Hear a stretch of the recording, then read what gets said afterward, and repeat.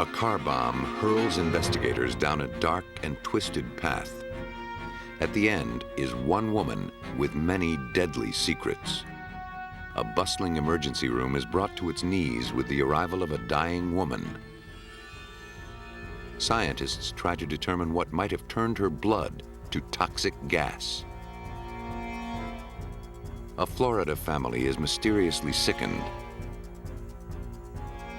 The mother suffers a lingering death.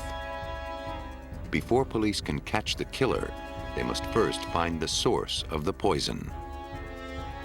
The most subtle of killers is absolutely silent, working from the inside out to turn its victim's body against itself. When chemistry goes wrong, scientists struggle to determine what constitutes a lethal dosage.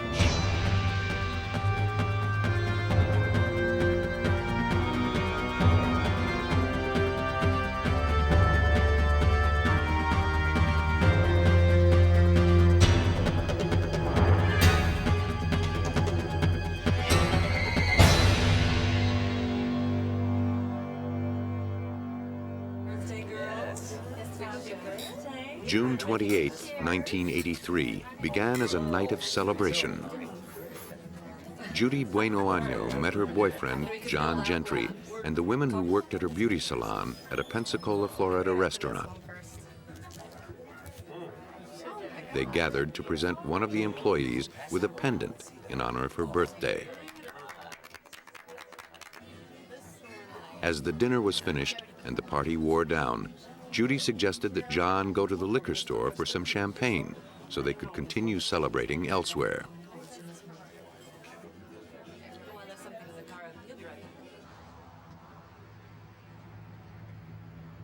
As night fell, the streets grew quiet. But the silence would be shattered in an instant.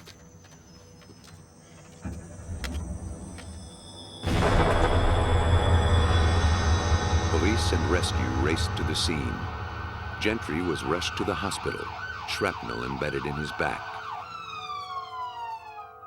At first, investigators weren't sure if the explosion was due to mechanical failure or an attempt on Gentry's life. But even a cursory look at the crime scene revealed the blast to be no accident. It came from the trunk, an unlikely place for an explosion of that magnitude. Because bombings are a federal offense, Pensacola police notified the Bureau of Alcohol, Tobacco, and Firearms. By the extent of the blast, ATF agents estimated 2 sticks of dynamite were used, rigged to the taillights by yellow and orange wire. Gentry was lucky to have escaped with his life. As the ATF investigated the scene and the crime photos, Pensacola police sought to find out who would benefit from Gentry's death. That task fell to Detective Ted Chamberlain. What we usually do is we look into insurance policies of the victim, and that's what we did with Gentry. And we looked into and we found he did have a large insurance policy on him. The beneficiary was Judy Bueno Año, Gentry's girlfriend. But that wasn't surprising. The two were starting a business together.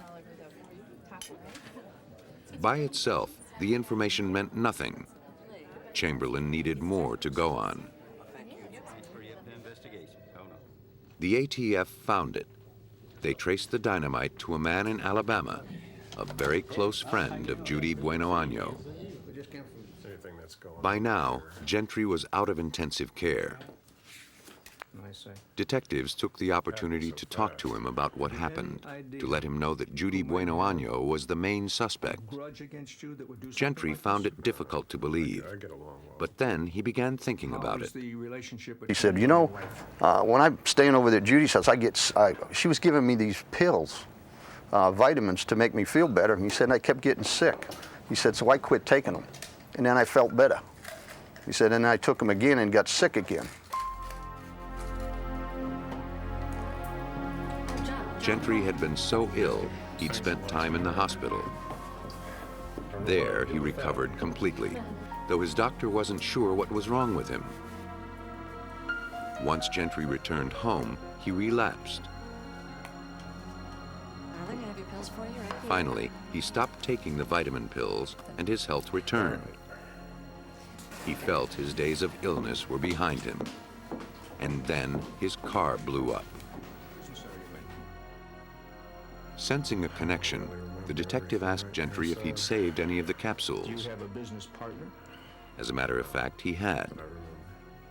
They were supposedly a popular vitamin C supplement. What were you doing? Who were you with? Chamberlain sent them to the lab for analysis. Finding out what something isn't is easier than finding out what it is. The process of elimination began with a comparison of the capsules with vitamin C. It proved there was not a speck of the vitamin in the capsules. That discovery alone ramped up the suspicion that the pills were poisoned. But what was in them? The substance in the capsules was dissolved and tested. Some tests analyzed its chemical makeup, others measured the wavelengths of light it absorbed. By comparing these results with a database of chemicals, the compound was identified. The capsules were found to contain a substance called paraformaldehyde. It has no known medical use. In fact, it's considered a Class 3 poison, which means it's moderately toxic. John Trestrail of the Blodgett Poison Control Center is a poisoning expert. According to him, if murder was the motive, paraformaldehyde wasn't the best choice.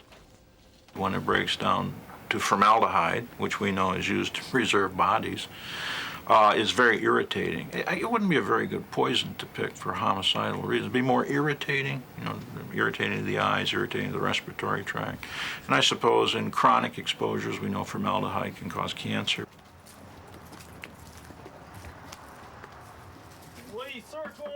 Gentry's story, bolstered by the tampered pills and the explosion, gave Chamberlain ample grounds to obtain search warrants for Bueno Año's home and beauty salon. At her house, they found more vitamin capsules. Coming right up.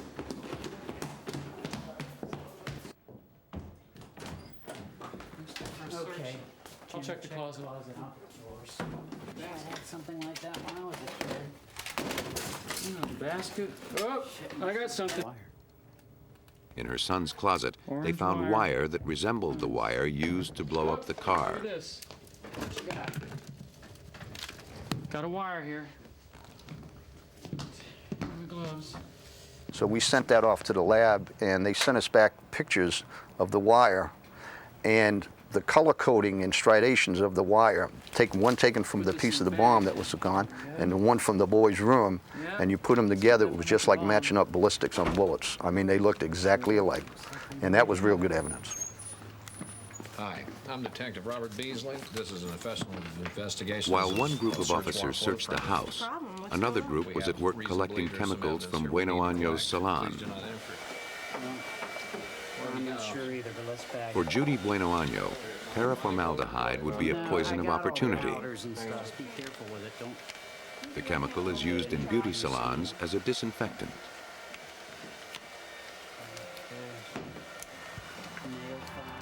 With evidence of the bomb and the poison, police had ample grounds to arrest her on suspicion. Yep. The bombing made her a suspect in a federal crime. The ATF's jurisdiction stretched beyond Florida to all 50 states. Having failed at both poisoning and blowing up her lover, Bueno Año seemed like a two-time loser.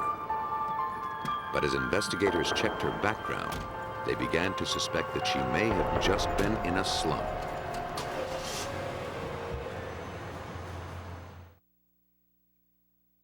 As news of Judy Bueno Año's arrest spread, Detective Chamberlain received a call from the mother of one of her ex-boyfriends in Alabama, a man named Bobby Joe Morris, a man who had died mysteriously.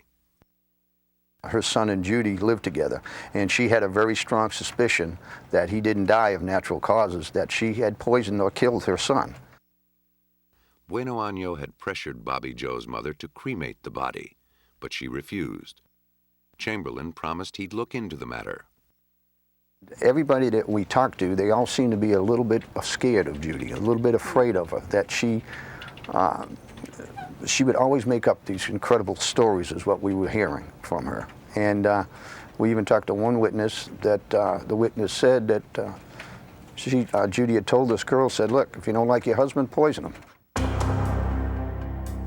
With stories of Bobby Joe Morris and others coming to light, police began to suspect that John Gentry wasn't Bueno Año's first victim. They found that her life, at least on the surface, appeared touched by tragedy. But a closer inspection suggested something more diabolical.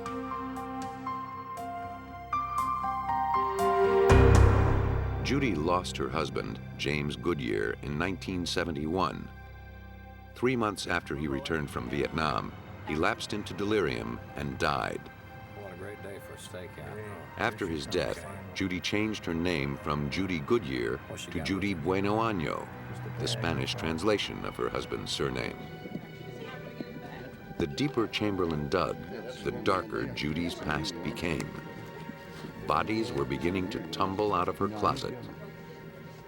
You'd open up one door and go in, and it would lead to about 5 or 6 more doors. That was the problem with her. You know, it just didn't look like it was ever going to stop. You know, we kept finding bodies everywhere. One of those bodies was her own son, Michael Goodyear. He joined the Army in 1979. Shortly after visiting his mother while on leave, he became ill. Tests showed exposure to arsenic. Because his job involved working with the substance, it was assumed that he'd inadvertently ingested some. He soon began to lose the use of his arms and legs, and he was discharged. His first day home, Judy and her youngest son took Michael on a canoe trip near their home. Despite the fact that Michael wore heavy braces, he had no life jacket. In the middle of the lake, the boat capsized and Michael drowned. Back then, it seemed like a tragic, if stupid, accident. But now, Chamberlain wasn't so certain. Too many men in Judy Bueno Año's life had come to an untimely end.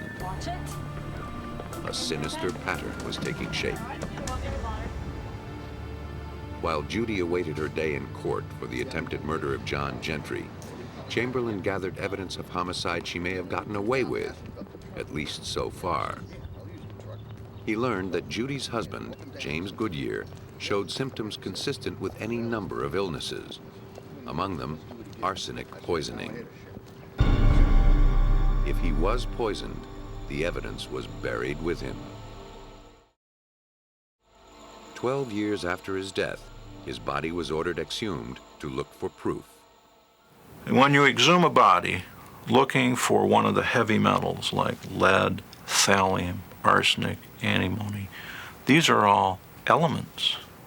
Elements have been around since the solar system was created. They're just as detectable today as they were 250 million years ago and 250 million years down the road from now. So when you talk about digging up a body looking for arsenic, if it was in that body when it went in the ground, it's going to be in that body until it disintegrates.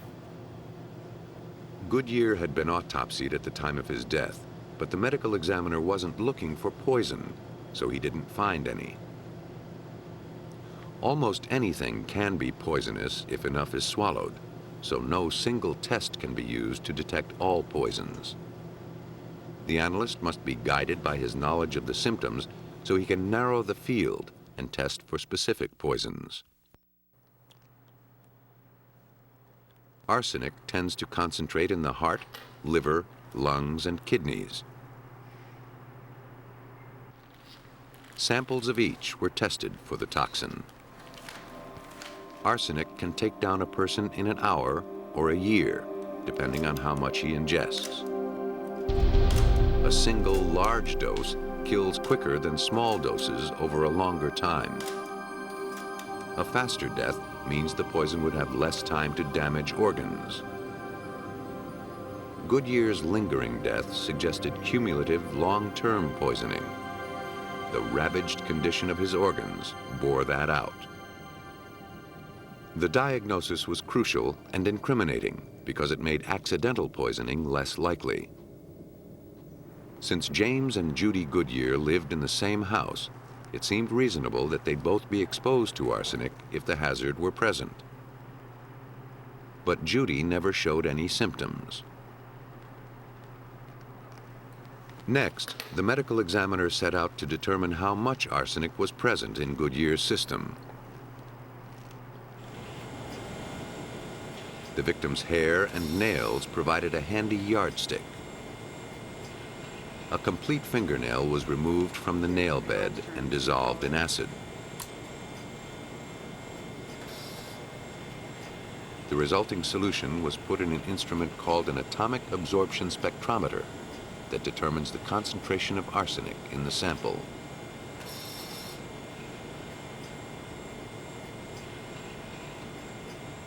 The amount of arsenic a person swallows is proportional to the amount in the victim's hair and nails. The medical examiner could tell that the levels were too high to have come from the environment. And since hair grows at a set rate, he could use it to see how long Goodyear had been given the poison. He determined that the contaminated portion of the hair was consistent with 3 months' growth. James Goodyear had been home from the Navy 3 months before he died.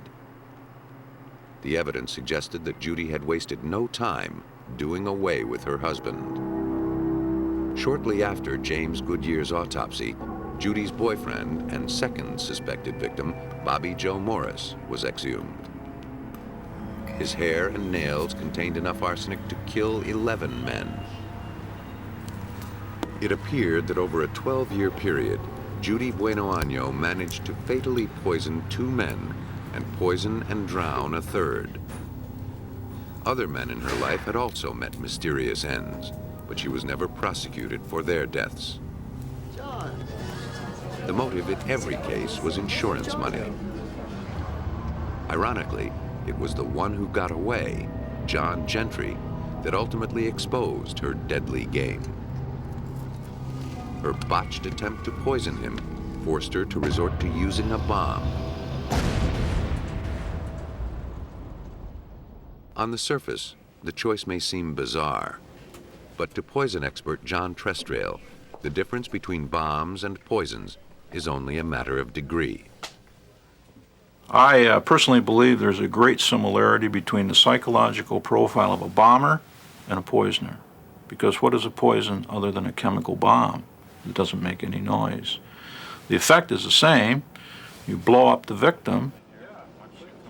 Poisoning is more subtle and may at first go undetected. But there's no statute of limitations on murder, and poison leaves its traces for a very long time. One clue is all it takes to expose the truth. And of course, every poisoner looks for the perfect poison that's undetectable. And my answer is, what would you call it? If it's got a name, don't you have to see something to name it? And if you see it, is it not detectable? So there is no perfect, non-detectable poison. Judy Bueno Año received 12 years for bombing Gentry's car, life in prison for the drowning death of her son, and is on death row for poisoning her husband. For the death of Bobby Joe Morris, there was simply no punishment left to give her. She is one of only 48 women ever sentenced to death in the United States. It took years for Bueno Año's methodical poisonings to catch up with her, but once her villainy was revealed, the evidence was irrefutable. Across the country, scientists faced a more perplexing dilemma. How could the body of a dying woman poison the staff of an emergency room? Just after 8 p.m. on February 9, 1994, paramedics whisked 31-year-old Gloria Ramirez into the emergency room at California's Riverside Hospital. Her boyfriend called because she collapsed and had trouble breathing. The paramedics related to the ER staff that the patient had cervical cancer, but she hadn't yet begun chemotherapy. In fact, there was nothing in her record to prepare the ER for what was to come. When Ramirez arrived at the emergency room, she already had an oxygen mask on her face. Then her heart rhythm began to fluctuate, and the staff tried to shock it back to normal. It wasn't working. A nurse drew blood to run some tests. And that's when the well-choreographed chaos of the emergency room began to fall to pieces. Ramirez's body began to take on an oily sheen. The nurse drawing the blood complained of a strange odor. She handed the hypodermic to a physician. Then she passed out. The odor, something like garlic or ammonia, increased. Beige crystals were noticed in the blood sample. Suddenly, another nurse fell.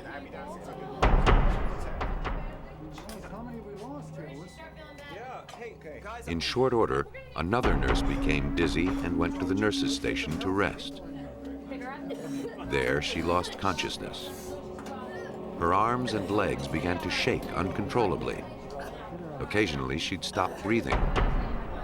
Then one of the doctors succumbed.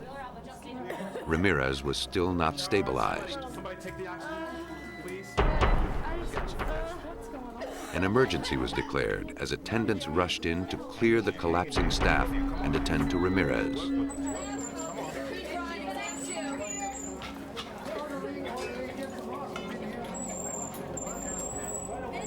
As the emergency room was evacuated, gurneys were wheeled into the parking lot. Unable to cope with the bizarre onslaught, Riverside sent its staff and patients to other hospitals. The caregivers suddenly became the patients. Bedlam ruled, and at its center lay a helpless, dying woman.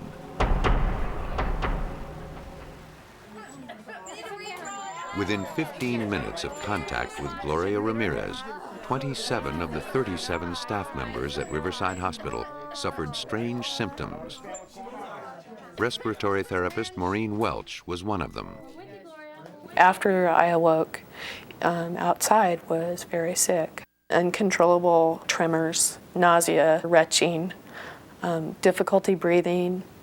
My vision felt kind of limited at that time. I could only see things close to me. There was simply no explaining what could have caused the symptoms. Many of those affected recovered quickly. Others spent weeks in the hospital. Within 35 minutes of Ramirez's arrival at the hospital, she was pronounced dead. The crisis had passed, but the mystery deepened. 35. Her body was sealed in 2 plastic bags and an airtight casket before being moved to the hospital morgue.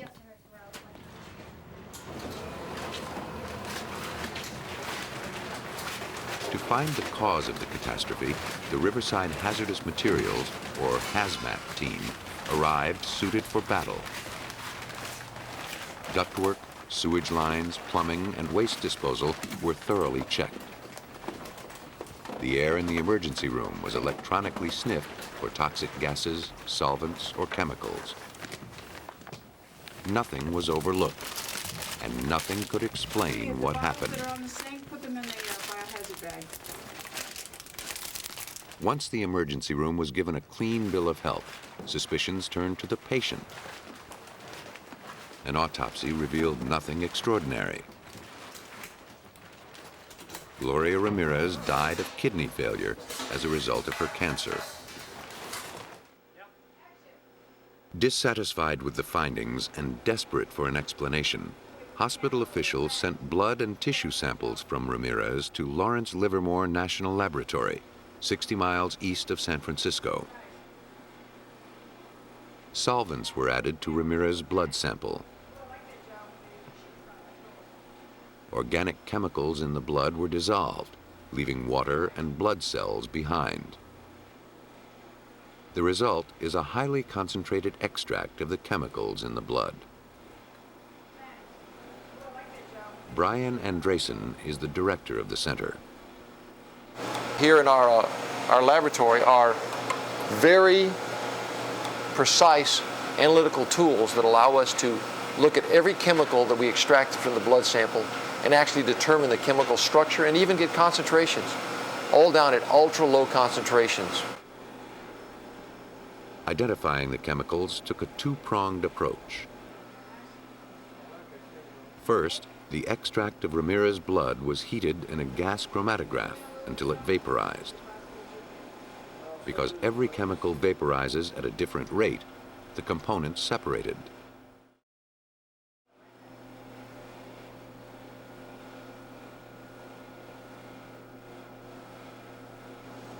The spectrometer then identified each chemical by reading the patterns of light they emitted. The results were then plotted on a computer in the form of peaks and valleys. What would Ramirez's blood reveal? Every peak here is a different, unique chemical that was in the blood of Mrs. Ramirez. And things stand out, it's very obvious. This is all Tylenol or acetaminophen is right here. Cholesterol is here, other drugs, and a very unusual chemical that we initially discovered, which was right here. We don't know what it is at this moment, but luckily we have libraries that when you actually search a library, in the computer it will print out what this chemical is. It turned out to be a high concentration of a chemical called dimethylsulfone, or DMSO2. It comes from the breakdown of another chemical, DMSO, or dimethyl sulfoxide. Though it's manufactured as an industrial lubricant, DMSO is used by thousands of athletes and arthritis sufferers to relieve pain.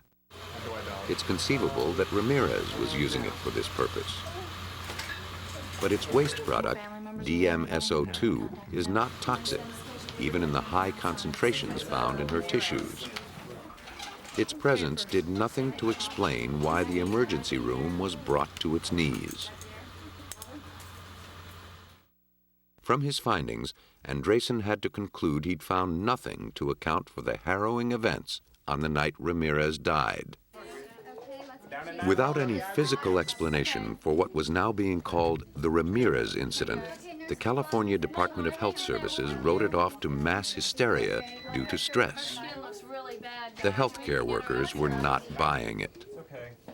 My response to the claim of mass hysteria was not something that I can entertain personally, because the people involved in emergency care, and in particular this emergency room, were all like a well-oiled machine. They'd all had tons of experience, 15 or years better, veterans of all types of occurrences, and this was just something else that they had to take care of. And you can't argue with that. I mean, these people are not generally hysterical. Unwilling to accept the ruling of the health department, Welch did some homework of her own. She knew that many of her colleagues, and she herself, had suffered long-term health problems, not the sort of symptoms induced by mass hysteria. She gathered up lab reports, medical records, and contacted Brian Andresen. Andresen and his colleague, Deputy Director Patrick Grant, looked over the data Welch sent them. They focused on the one compound that didn't seem to fit. Basically, I came back into my office and started looking up compounds in the Chemist's Bible, the Merck Index. Looked up dimethyl sulfoxide and dimethyl sulfone, and fortunately, they're right there together in language even a nuclear chemist can understand. And at that point, I realized that oxidation was the connector between the two. If Ramirez was taking DMSO on her own to relieve her pain, it seemed plausible the extra oxygen she was given on the way to the hospital could have sped the chemical's transformation to its waste product, DMSO2. DMSO is oily and has a garlicky smell. That could explain the sheen on Ramirez's skin and the odor in the emergency room. But it didn't explain why so many people were sickened. Pat Grant began to formulate a theory. On the same page in the drug manual as DMSO and DMSO2 was an entry for DMSO4. The only difference between the two compounds was more oxygen, but it was a crucial difference. DMSO2 is a harmless vapor. DMSO4 is a deadly nerve gas. And if you read the toxicities and the various symptoms that people that are exposed to dimethyl sulfate experience, it was quite similar to the Riverside incident. Grant's theory sounded good on paper, but no one had ever turned harmless DMSO2 into deadly DMSO4 in the lab by simply adding more oxygen. If Grant was asserting that a dying woman could somehow change into a canister of nerve gas, he was going to have to prove it.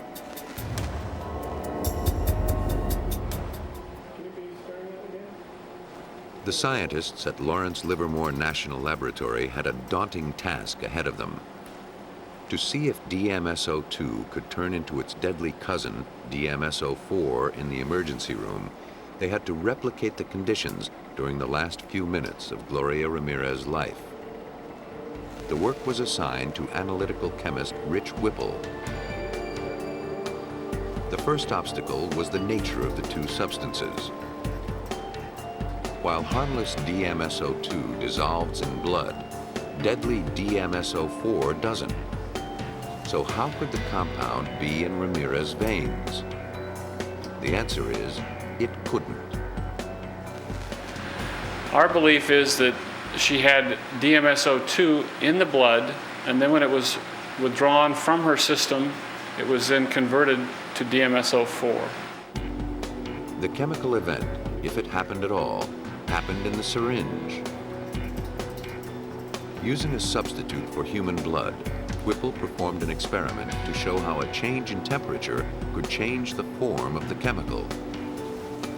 At body temperature, DMSO2 stays dissolved in the solution.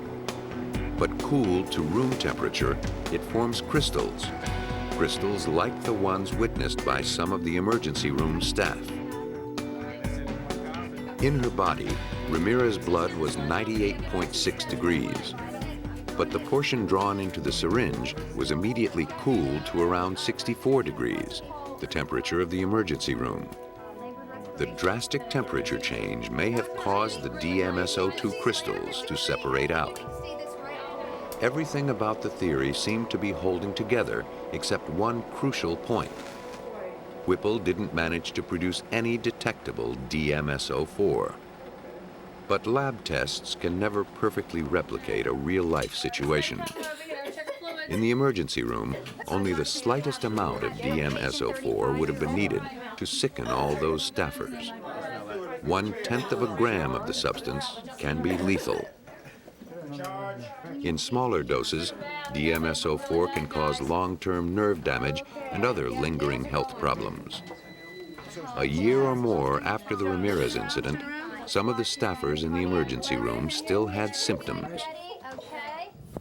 Grant believes this is further evidence in favor of a chemical explanation, not mass hysteria or some other psychological cause.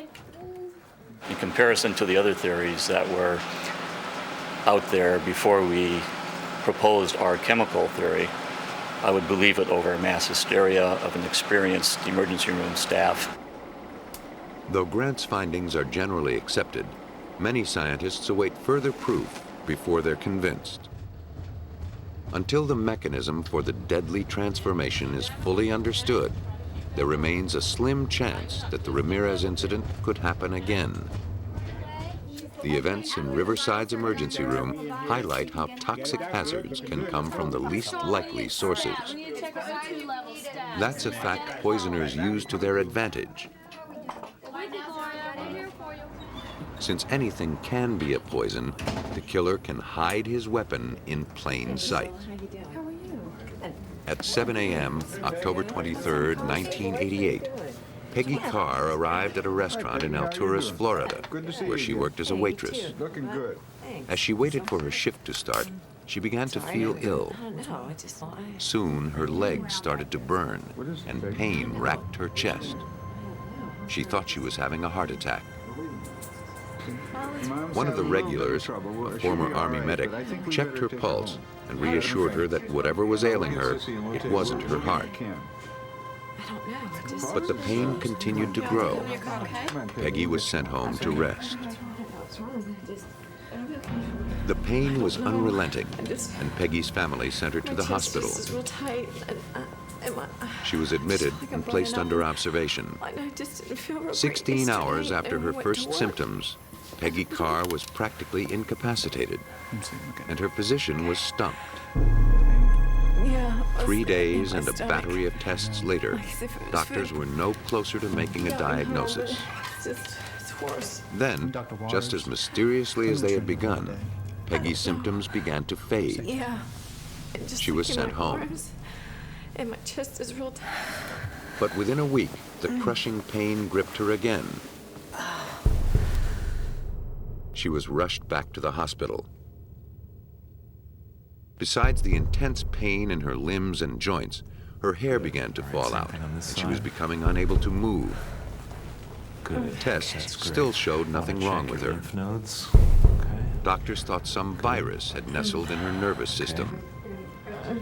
She told her neurologist that she felt like she was walking on hot coals. The description brought to mind something he'd only read about. Now, do you know? He decided to try one more test for thallium poisoning. Thallium is a natural element found in trace amounts in soil and water. Its purified form is strictly regulated. Up until 1972, when it was banned in the United States, it was used in rat and ant poisons.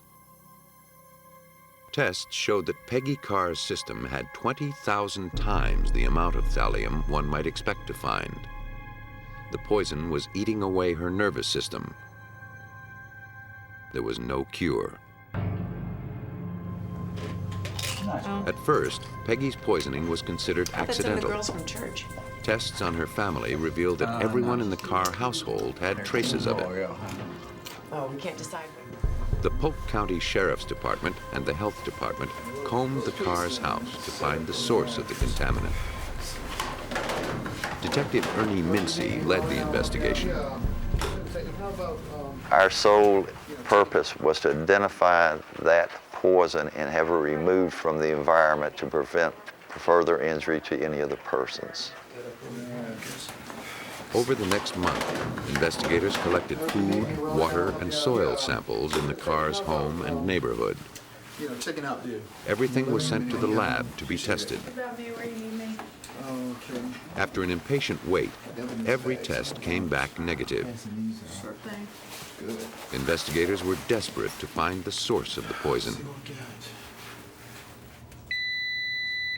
Meanwhile, Peggy could no longer breathe on her own and lapsed into a coma.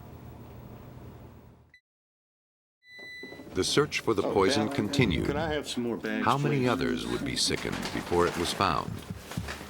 Among the items collected from the Carr's house were returnable bottles of Coca-Cola. One of them was broken. Things like this before? All had residue on the bottom. Like everything else, they were sent off for analysis. The bottles joined the ranks of dozens of items collected from the Carr's house. Each had been subjected to the same test. Each had been eliminated. Investigators hoped to have better luck with the bottles. To test for thallium, the residue was dissolved in nitric acid. A sample was placed in a graphite tube and vaporized. Then, a lamp with a thallium filament was shined into the tube.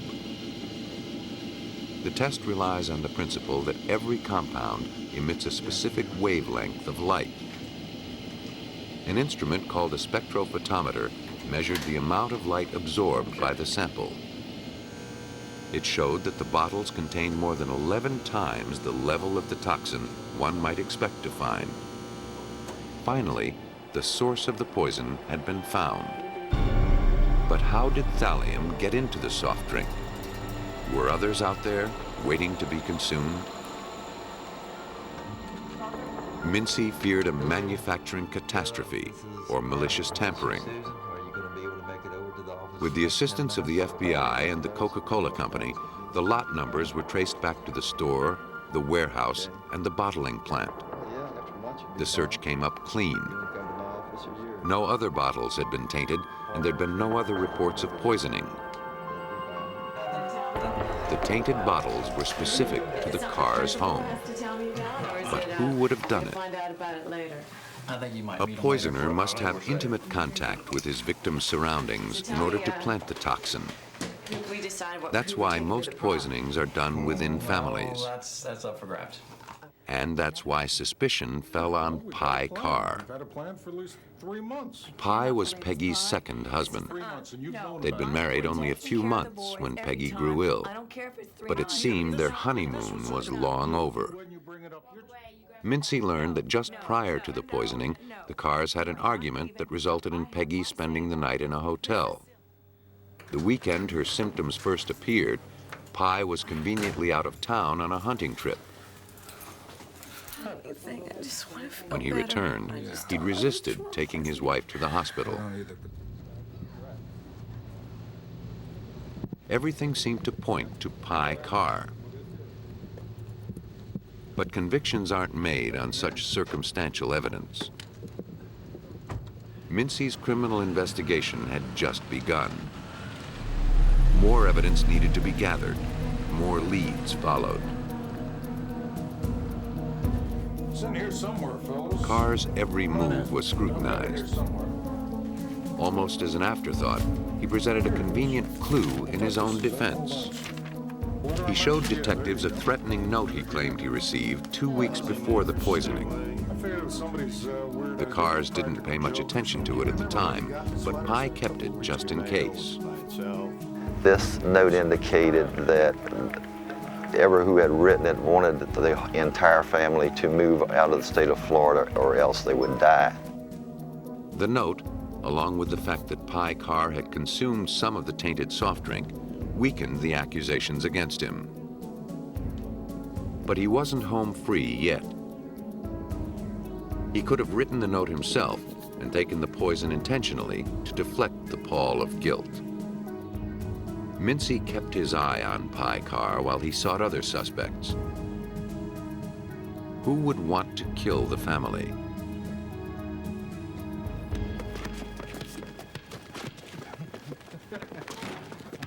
Mincy learned that the Carrs didn't get along with their neighbors, George Trepal and his wife Diana. Several weeks before the poisoning, Peggy and Diana almost came to blows over the Carrs' loud music. It hardly seemed like grounds for attempted murder. To find out more about the icy relationship between the neighbors, Mincy paid a visit to George Trepal. Trepal's reaction to the subject of the Carrs was unexpectedly harsh. He went into a tirade about the problems with these red-necked children and family that lived next door to him. Their kids make all kinds of noise, play the radio real loud. Then Mincy asked him why he thought anyone might want to harm the family. He quoted the threatening letter the Carrs had received weeks before verbatim.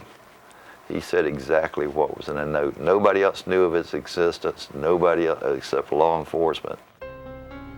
At that moment, George Trepal became the prime suspect. But Mincy had no more to go on with Trepal than he had with Pye Carr. So he began looking into Trepal's surprising past. Trepal was an eccentric man who enjoyed creating games and crafting scenarios. He also belonged to Mensa, an elite society of people whose IQs are among the top 2% in the world. He and his wife were trained chemists. What's more, the quirky genius had done time for masterminding one of the largest amphetamine manufacturing operations in the Southeast. Thallium is sometimes used to make amphetamines. According to John Trestrail, Trepal had the means, and the mind to orchestrate a poisoning. They can plan a script of a death. She'll be here and she'll be eating this, and then she'll do this, and I'll do this, and it's all laid out. So I think this takes a great deal of intelligence to plan this out.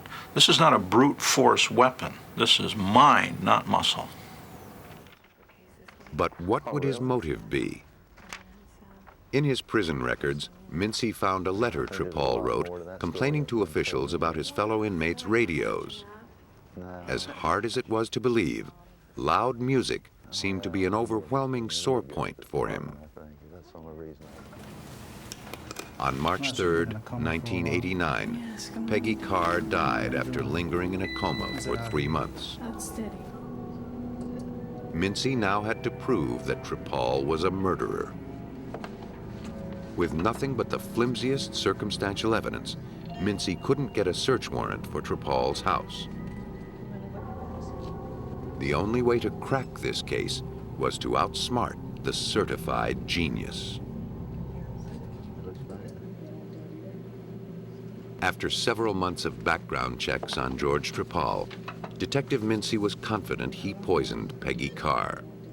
All he needed was proof. But Tripal was too clever to leave clues out in the open. Mincy needed to get inside his house and get inside his head. To carry it off, he needed someone to befriend the alleged killer, win his confidence, and then betray it. For this deadly game, he counted on Special Agent Susan Gorick. She became Sherry Gwynn, a woman on the verge of divorce who counted on Tripal's shoulders to cry on. She met him at a party that he organized for Mensa members. Its theme was murder. I learned a lot about his personality and about his habits, about his associates. One of the things that I learned was that he did have a large ego. I did use my personality of Sherry to play off of that ego and to get him to talk more. And I used that to my advantage. The friendship blossomed slowly, forcing Gorick to maintain her Sherry Gwynn persona for a full year. All the while, she lived in fear that Tripal would see through her masquerade, putting her life in danger.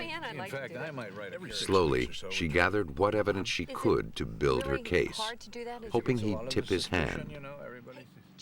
As the months went by, she didn't have much. I gained a multitude of small evidence, small statements that all put together was overwhelming. But if you looked at one small statement, it did not look like a lot of evidence. Like playing an excruciating game of hangman, Gorick slowly drew her picture of Tripal as the murderer. But even after a year, she was still waiting to add that final stroke essential to win the game. Finally, in December 1989, Gorick got the break she needed. Tripal and his wife moved out of town and allowed Sherry Gwynn to rent their house. As a tenant, she could search the entire property without a warrant. She'd gotten all she could out of Tripal. Perhaps now his house would give up his secrets. She called in the Polk County Crime Scene Unit. They combed the premises, collecting whatever they could find. Believing Tripal would be too smart to have kept any thallium around his house, they looked for its telltale residue.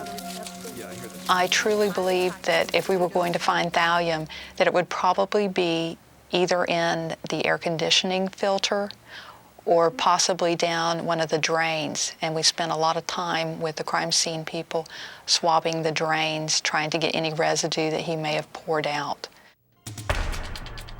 While some investigators were in the house looking for trace evidence, others collected vials of chemicals from the garage. Everything was labeled and sent to the FBI for analysis. Months went by before the results came back. I assumed because it took so long with the lab report that they didn't find anything. But Gorick was wrong.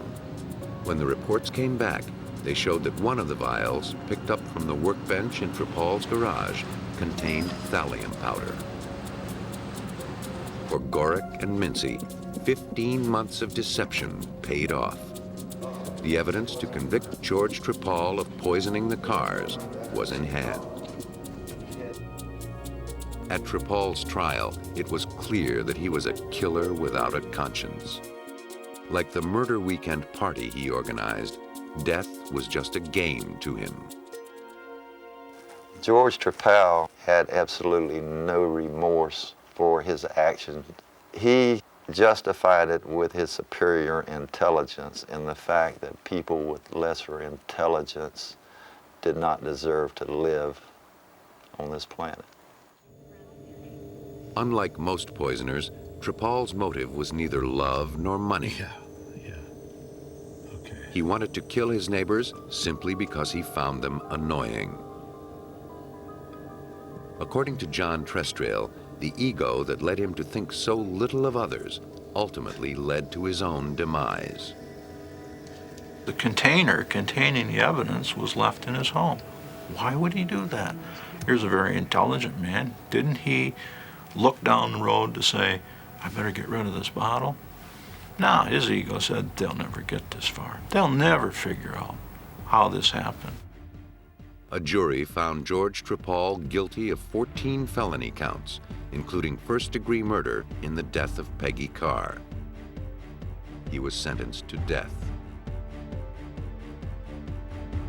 As we go about our daily lives, most of us seldom think about the toxic world we live in.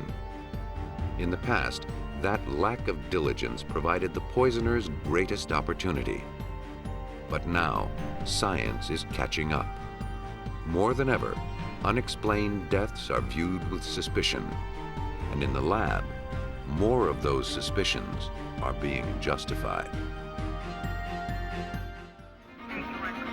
In Los Angeles, a serial killer eludes police for months. The Night Stalker strikes at random, kills at will. The terror he inspires is enormous. The clues he leaves are slight. But ultimately, they're all detectives have to track him down. Investigators at the scene of a strangling rely on an experimental technique to raise invisible clues.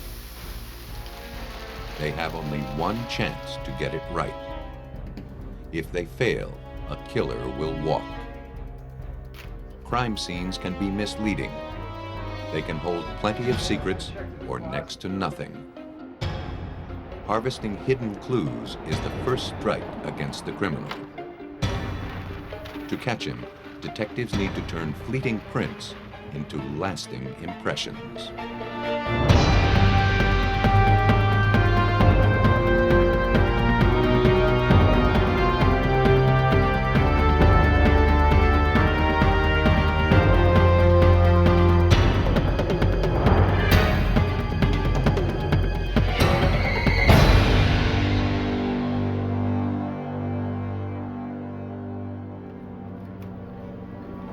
Despite their working familiarity with death, Los Angeles homicide investigators were chilled by the scene they encountered in the affluent community of Whittier on March 29, 1985.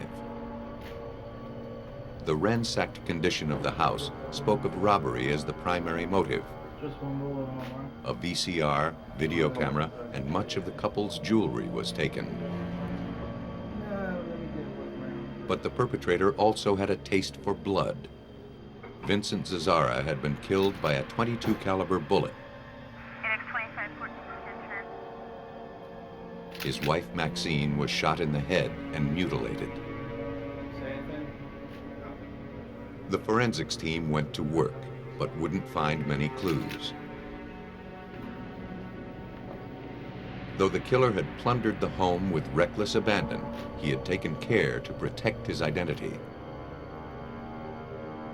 Technicians dusting for fingerprints determined that the intruder had worn gloves. Whoever had committed these murders left few traces behind. the bullet slugs were too damaged to be of use.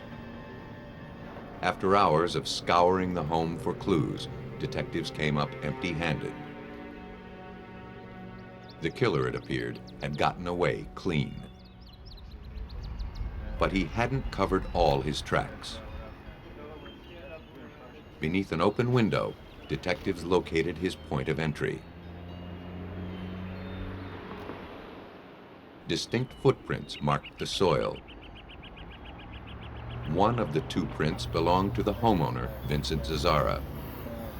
The other appeared to be the footwork of his killer. Technicians sprayed the print with a fixative, then poured plaster into the indentation. The shoe print was lifted from the ground and sent for analysis.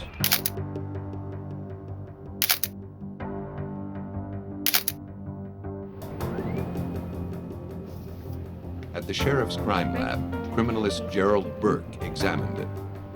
I was asked to check pattern details, size, take measurements of the casts of the impressions, and to see what kind of information I could get from those shoe impressions with regard to manufacturer, make of the shoe, size of the shoe, things of that nature. The more Burke could learn about the shoes, the better idea detectives would have about the man who filled them. Burke knew the cast was from an extremely large sneaker, but he couldn't determine what brand of shoe it was. In his years of experience, Burke had never come across a print like this. It wasn't in their reference library of tread patterns. He couldn't find it in shoe stores.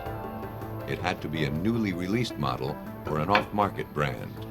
Either way, the print, like the spent bullets, led detectives to a dead end. No, we didn't. Well, I don't know, they're still pretty young. Without a source of comparison, Burke's analysis couldn't move the investigation forward. The Zazzara murders weren't the only case that had the sheriff's office puzzled. At the same time, detectives were trying to make sense of a homicide that had occurred less than 2 weeks before, 5 miles away in Rosemead in LA County. No, Frank, there's a shot of him.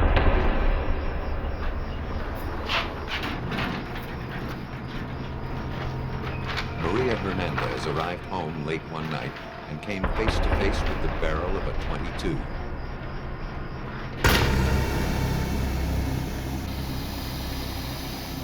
Inside the condominium, her roommate, Dale Okazaki, heard the gunshot.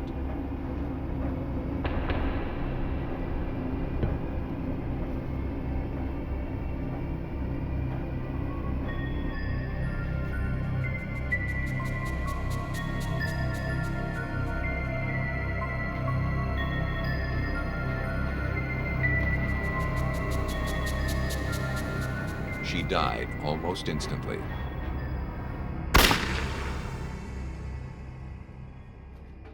Can you tell me what happened? Maria Hernandez had been lucky. The keys in her hand deflected the bullet. She played dead until the attacker left. And the gun was right in my face. She told investigators that the killer was a thin Hispanic man in his 20s, dressed all in black.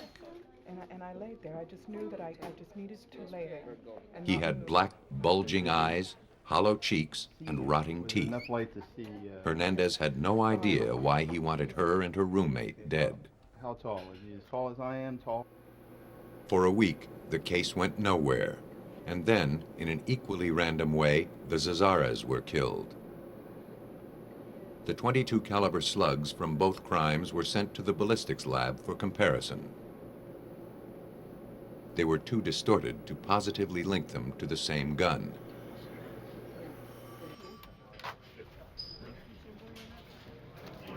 Even so, Detective Gil Carrillo of the Los Angeles County Sheriff's Office drew a connection between the homicides. We had Maria Hernandez, who's surviving victim in the Hernandez case. You have her giving us a physical description and a drawing of an individual that assaulted her. We have a particular caliber gun.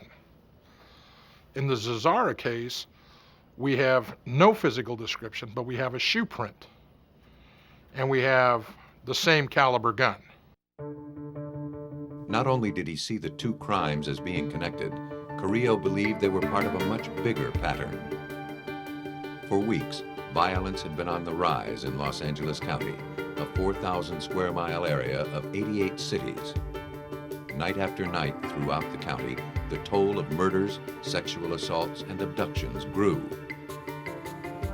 The media was in a frenzy, reporting crime after crime. And with each episode, the public's fear swelled. The crime lab worked overtime to process the evidence gathered at the scenes. They weren't coming up with much. Carrillo looked for a common thread in the spree of violence. Based on crime reports and conversations with witnesses, he forged a radical theory. His colleagues saw the crimes as LA's growing trend of violence. While they assumed that the crimes had several perpetrators, Carrillo believed they were all the work of a single man. But Carrillo was new to the homicide department. None of his colleagues bought his theory. Apart from the grotesque violence of the crimes, there was no common denominator to suggest they were committed by one man. The rookie's instinct defied conventional wisdom. The sheriff's department wouldn't entertain the idea of a serial killer until Carrillo could base his suspicion on fact. And until you had enough physical evidence or conclusive evidence, it's difficult to sell everybody that one man was committing all the crimes that had been committed up until that time. Before he could prove his theory, Carrillo needed a more definitive pattern to emerge. He wouldn't have to wait long. In the weeks following the Zazzara murders, 7 victims throughout Los Angeles County were wakened in their beds. Women were bound with handcuffs, thumb cuffs, or electrical cords before being sexually assaulted. Houses were turned upside down, valuables stolen. Suburban bedrooms were now the most dangerous place in Los Angeles, and everyone was sleeping lightly.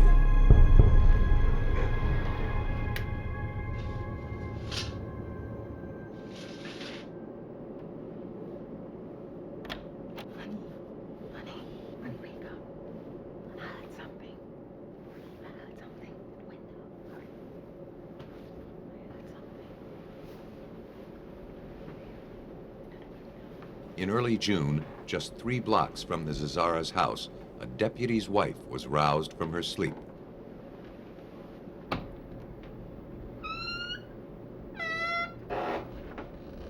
She thought she heard a window opening. Someone was in the house.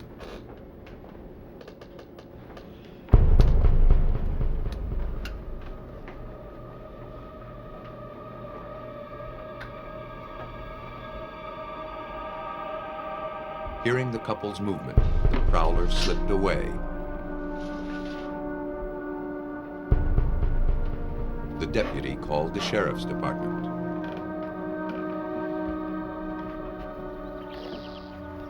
In the daylight, investigators found gouge marks where the prowler broke in. The deputy pointed investigators to the flower bed, where he'd covered some evidence with a shoebox.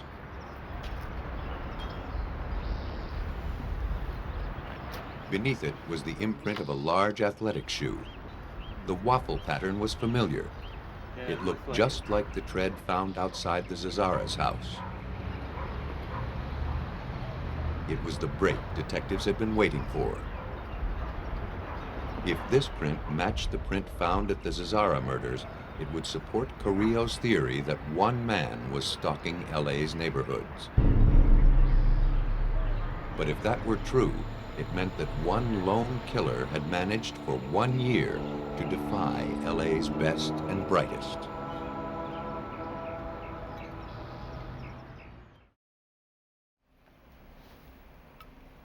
Now that he had a basis for comparison, criminalist Gerald Burke examined the 2 plaster casts taken from the crime scenes.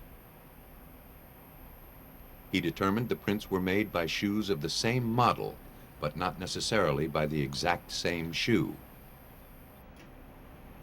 Because both prints were left in coarse dirt, Burke was unable to identify the subtle marks that make each shoe unique.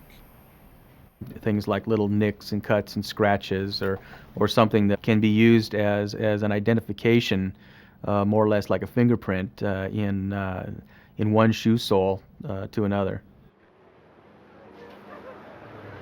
This was of little help to detectives. In a county of 7.5 million people, they could not track a man solely by his tread marks. But it was all they had to go on. And it kept showing up again and again. Since the Zazzara murders, the large waffle pattern was found in the mud outside a Monterey Park homicide and was stamped in blood inside the home of a severely beaten old woman in Monrovia. Burke had 3 casts and 1 shoe print to work with. The crimes remained unsolved. The shoe prints remained a mystery. Then, a summer intern casually walking by a lab table made a pivotal observation. And she said, "Oh, that's an Avia." And everybody just stopped and looked at her and said, "Are you sure?" And she said, "Yeah, I got a pair in my trunk." So she goes to the trunk of her car and pulls out this pair of Avia shoes, and that's when everything broke loose. Avia was a new brand, explaining why the department had no information on them. In order to learn everything they could about this shoe, investigators went to Avia headquarters in Portland, Oregon. The company's designer identified the model number of the shoe that made the print. Burke pressed for more information. I asked him to be a little bit more specific, and he said that he actually designed that shoe, and that he had a patent on that particular shoe sole design, and that there were no other patterns that were close.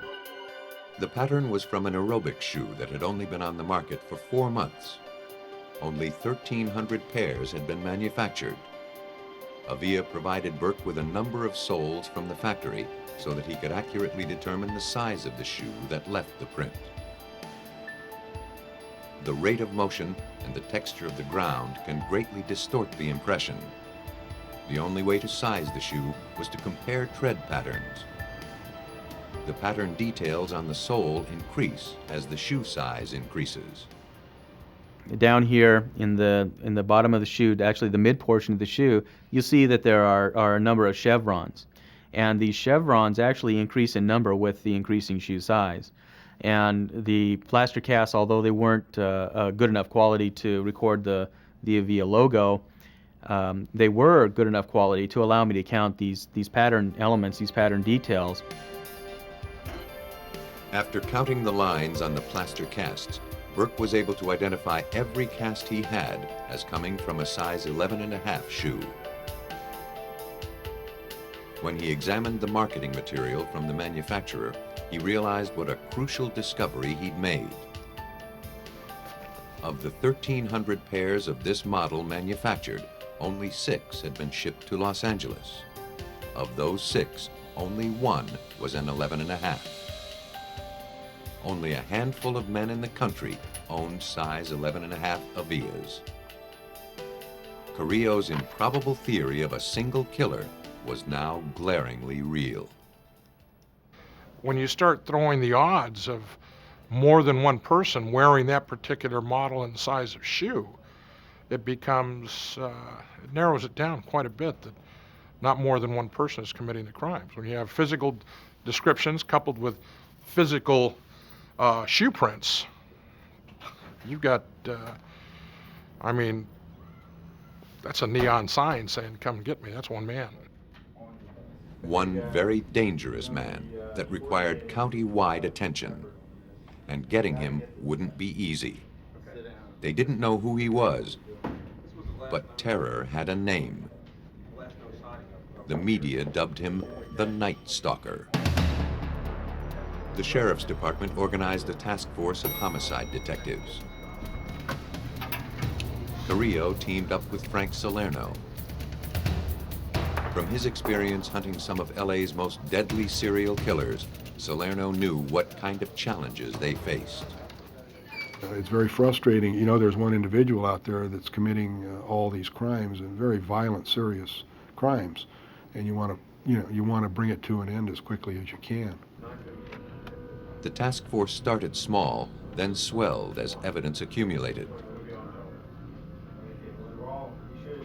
At one point, we had about 75 investigators working in the bureau at that time, and we were using 1/3 of them just to investigate the Night Stalker series. The Night Stalker held Los Angeles in a reign of terror during the summer of 1985. Night after night, people were struck down in the place they used to feel safest, their own homes. Pressure to solve the case was tremendous. But until detectives like Gil Carrillo uncovered the Night Stalker's identity, they couldn't calm the panic. Gun sales went up, burglar alarm systems went up. Everybody was locking their windows and doors during a very, very warm summer.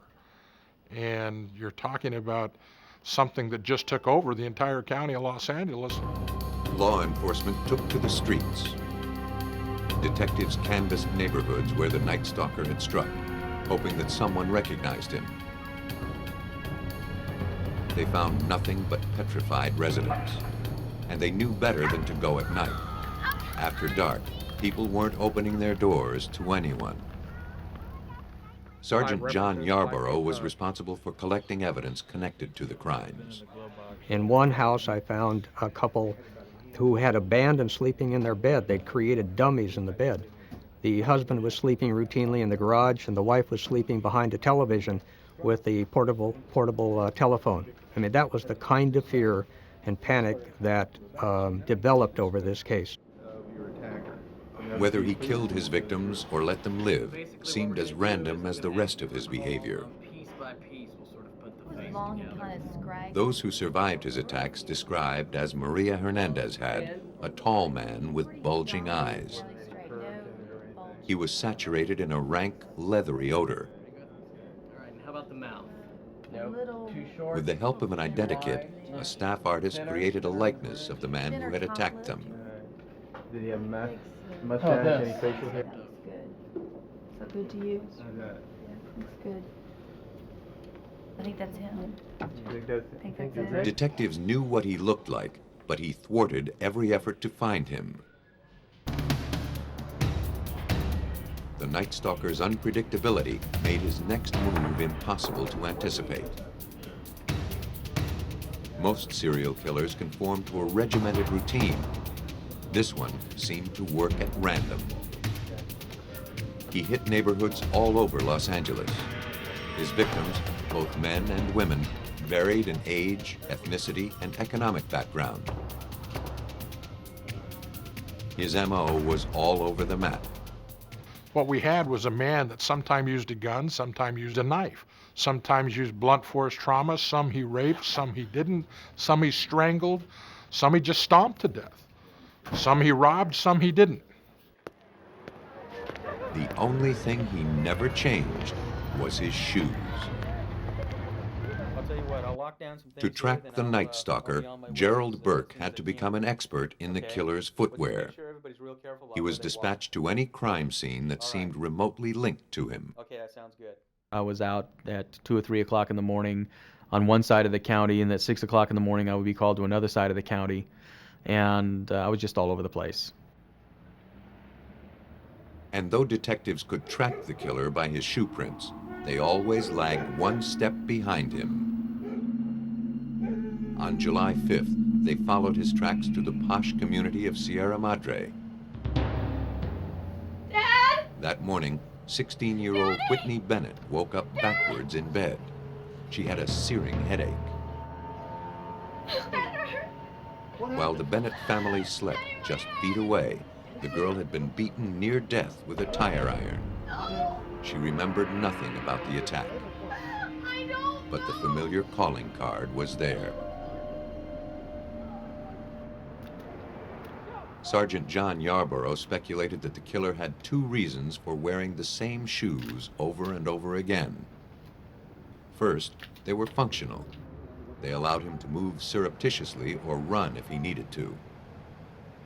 Secondly, they'd never let him down. But psychologically, it may have been the good luck shoes. He always wore them. They were always successful. He was always able to do what he wanted to do when he was wearing these shoes, so they had a good feeling for him. The brutality of the crimes advertised the killer's lack of remorse and his delight in causing death. I would say that he's a very good example of the predator-type offender who clearly just does not care about the victims that he comes in contact with. And he achieves a degree of thrill from it. That motivates him. Now, is he intelligent and cunning and clever? Well, he was certainly clever enough. The Night Stalker was crazy like a fox and just as hard to corner. The task force wasn't enough. If detectives were going to capture this serial killer, they needed to spread out. Investigators made a videotape for LA County's 63 police departments. On the tape, Carrillo detailed the evidence gathered from the crime scenes. The suspect was a young Hispanic male who always wore Avias. An expert cat burglar, it was impossible to tell if his primary motive was killing or robbery. As the body count grew, a few patterns emerged. He seemed to target yellow or beige houses. He sometimes drew pentagrams at the crime scene. But this information brought detectives no closer to identifying the horrible face that haunted Southern California.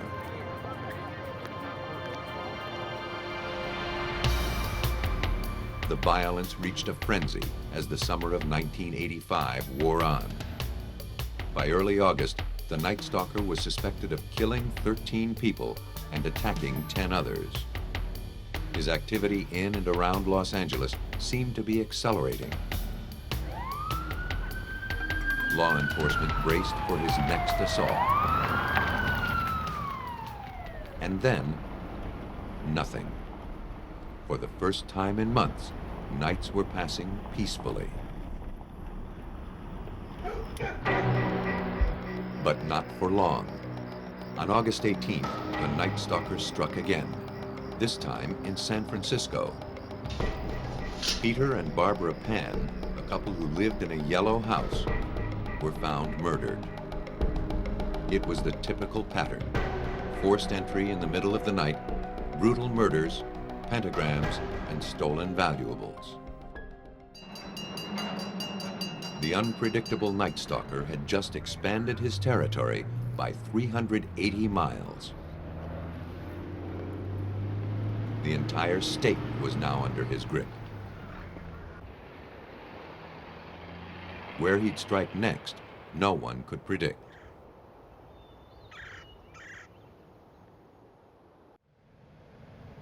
San Francisco Mayor Dianne Feinstein called a press conference to calm the citywide hysteria. But she divulged sensitive forensic information detailing the sneakers and the ballistics findings. Detectives believed the Night Stalker was following his case in the media. All along, he had enjoyed toying with law enforcement. Now that he knew exactly what they had on him, the advantage was his. He was likely to change his MO, and he was sure to discard his signature footwear. But a few good things came out of the media hype. San Francisco newspapers publicized the items of jewelry stolen from the Pans. A $10,000 bounty was placed on the Night Stalker's head. Informants started coming out of the woodwork. An informant, Donna Myers, told police that a man named Rick from El Paso had given her a bracelet and some rings. He was very tall. Like the description of the Night Stalker, Rick had terrible teeth, smelled bad, and was always spouting off about the virtues of Satan. About my length, very full. Police learned his last name was Ramirez. Very dark brown to black. Police now knew who he was, but they still had to find him. The Los Angeles phone book was full of men named Richard Ramirez. A fingerprint lifted from a stolen car at a crime scene pointed the finger of blame at a single suspect. When Ramirez's name came up, they pulled all the Ramirez's that had been arrested, which there were numerous of them, Richard Ramirez's, and they physically checked it just like you would by eye and made that identification. Once they determined which Ramirez they were after, surveillance personnel were deployed all over Los Angeles. They concentrated on places Ramirez was known to frequent. One of those places was the bus depot. Uniformed officers and undercover cops swarmed the station. But since they were looking for a man attempting to leave LA, they didn't pay attention to arriving passengers. Ramirez, returning from Tucson, spotted the undercover officers before they saw him.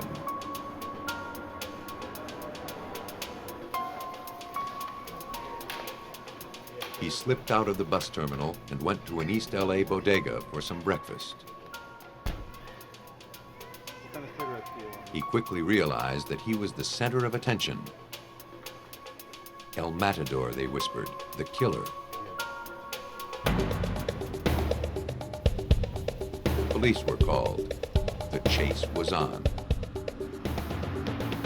Ramirez ran for his life along the 5 freeway. He ran like a gazelle.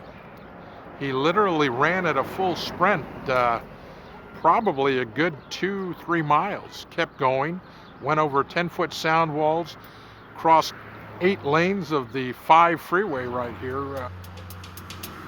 The fugitive made his way into a residential neighborhood of East LA. He saw his only way out, but it wouldn't take him far.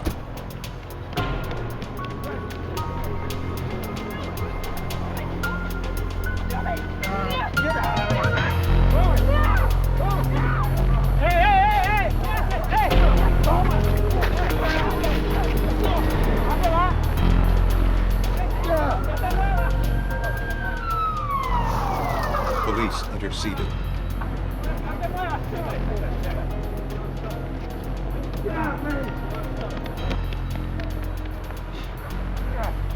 The man they protected from attack was the man they'd been hunting for months. Their prime suspect, Richard Ramirez.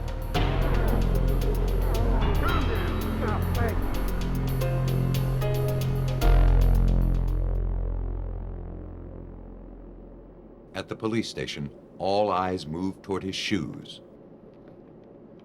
They weren't Avia's. The Night Stalker was too clever to wear those again, but they were size 11.5. It seemed they had their man, but they didn't have his shoes. As always, it appeared the Night Stalker remained one step ahead of them. Pinky, let's see your pinky. Both Carrillo and his partner Frank Salerno believed that Richard Ramirez was the Night Stalker, but they didn't have the notorious sneakers. To build their case, the detectives would need to carefully draw together the web of evidence. Their first task was to interview the suspect. His demeanor surprised them. Very soft-spoken. For lack of a lot of education, he was well-spoken also. Probably the thing that sticks in my mind the most is when you walk into an interview room with a suspected killer, is you usually introduce yourself, you tell them who you are. And I walked in and sat down, and he says, "You're Frank Salerno." Ramirez knew of him from the Hillside Strangler case, involving a pair of high-profile serial killers Salerno helped nab 6 years earlier. Detectives learned that their suspect had a vast working knowledge of serial killers throughout history. He knew all of their names, their methods, and the details of their captures. He had followed the Night Stalker case in the media. Though he never admitted to any crimes, Ramirez engaged detectives in a conversation about LA's latest serial killer. He would talk to us in the third person. I didn't do this, but the Night Stalker might have done this. And the Night Stalker might have done this and this, and what do you think he'd have done over here? Ramirez never confessed, so investigators looked for hard evidence to tie Ramirez to the crime spree. Inside his wallet, they had found a claim ticket for a piece of luggage at the bus station. Everything was removed and photographed. The bag contained a revolver and several kinds of ammunition, including .22 caliber cartridges. The evidence was bagged for further analysis. The shells and slugs collected from various crime scenes were taken to the ballistics lab to compare against those taken from the bag. They matched. Also, Ramirez's fingerprints were found on some of the items, confirming that the bag and its contents belonged to him. Most of the Night Stalker's surviving victims picked him out of a lineup. The eyewitness accounts, ballistics, fingerprint, and shoe print evidence provided police with enough to arrest Ramirez for the Night Stalker crimes. 3 years after the arrest, the case finally went to trial. By this time, police suspected that he had killed 16 people and assaulted 11 others. The suspect made no show of repentance. During a preliminary hearing, he sported a pentagram on the palm of his hand. He waved it about, shouting, "Hail Satan." Though no size 11.5 Avia aerobic sneakers were recovered among Ramirez's belongings, it was the prints found in 8 of the crime scenes that held the case together. They formed an irrefutable physical link between the string of burglaries, rapes, and murders. Eyewitness testimony tied the man in court to other crimes, even when no print was present. The most expensive trial Los Angeles had yet seen came to a close after more than a year with a victory for the prosecution. In November 1989, Ramirez was sentenced to death 19 times. Richard Ramirez was one of the most horrifying monsters to terrorize the country. But whether a killer takes many lives or only one, the motivation to kill remains the same. Murder is the ultimate selfish act.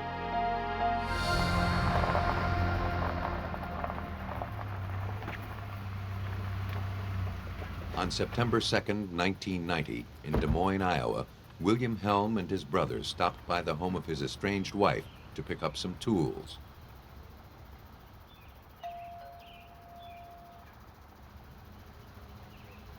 The house was locked. There was no sign of his wife. He could see their son playing unsupervised. He became alarmed.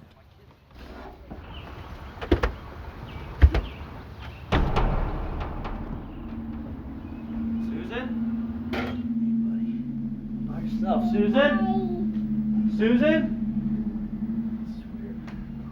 Susan?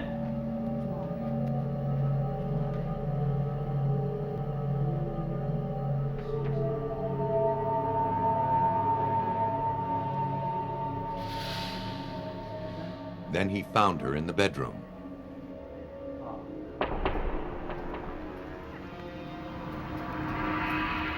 Helm called the police.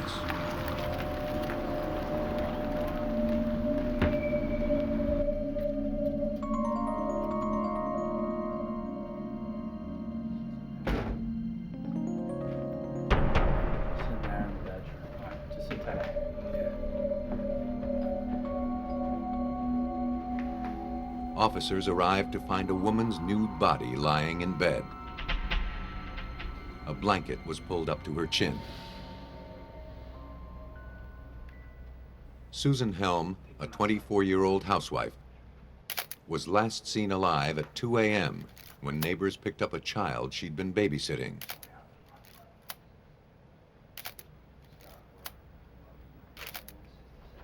The same clothes she'd been wearing the previous night were crumpled on the bedroom floor. What time did you guys get here? Police asked William Helm about his relationship with his wife. He told them they were separated and he had moved out. He said he had last seen her the day before when he dropped off their son.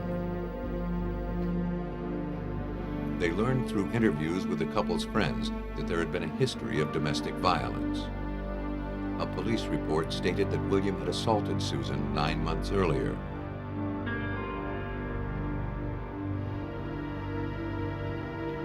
Nothing in the house seemed out of place.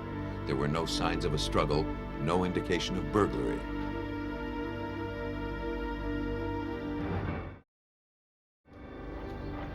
Captain James Trotter of the Des Moines Police Department led the investigation.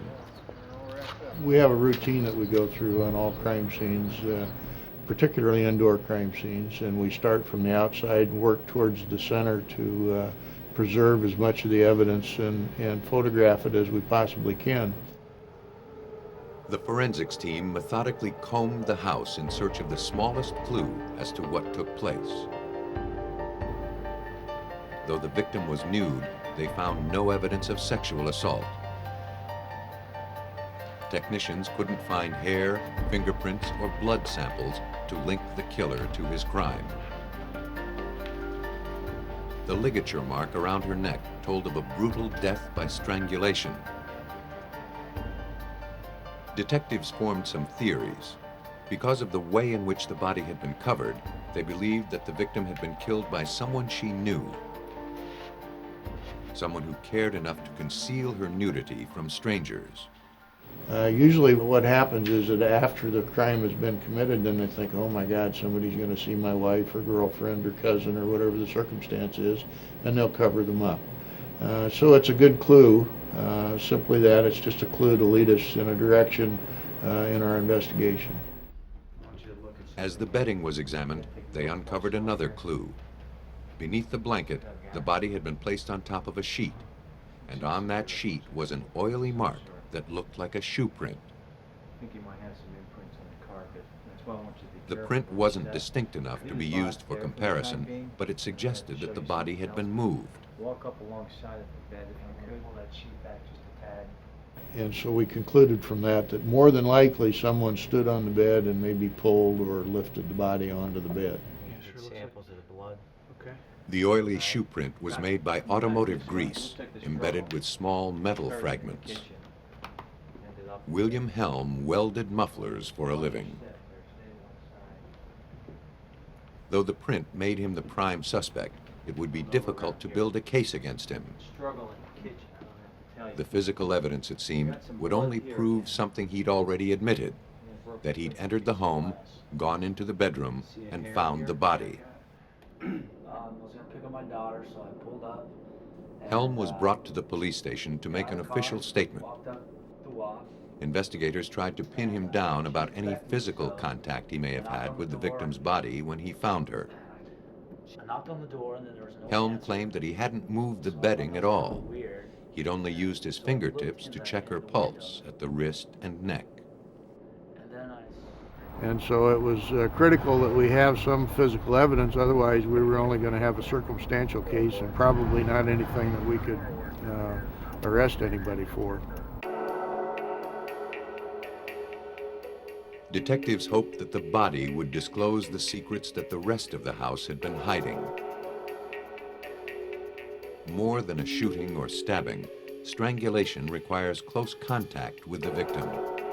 Surely the killer left something behind. Detectives used an alternative light source to search for hair or fibers. Again, they found nothing. Unless a substantial clue surfaced soon, there would be no way to catch this killer.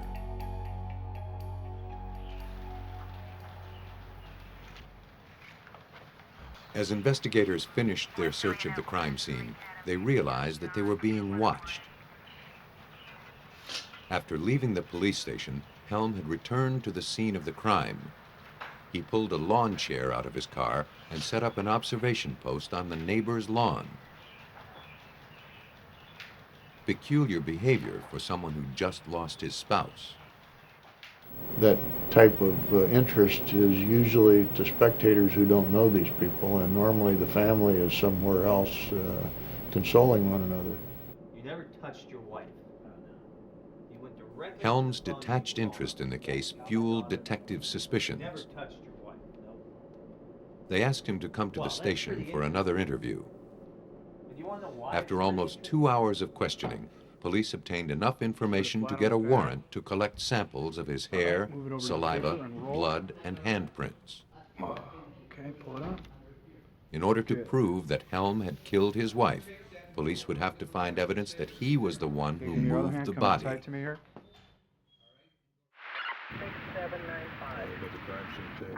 If Trotter's team could find Helm's fingerprints on a portion of the victim's skin that had been beneath the blanket, they'd be able to test his story.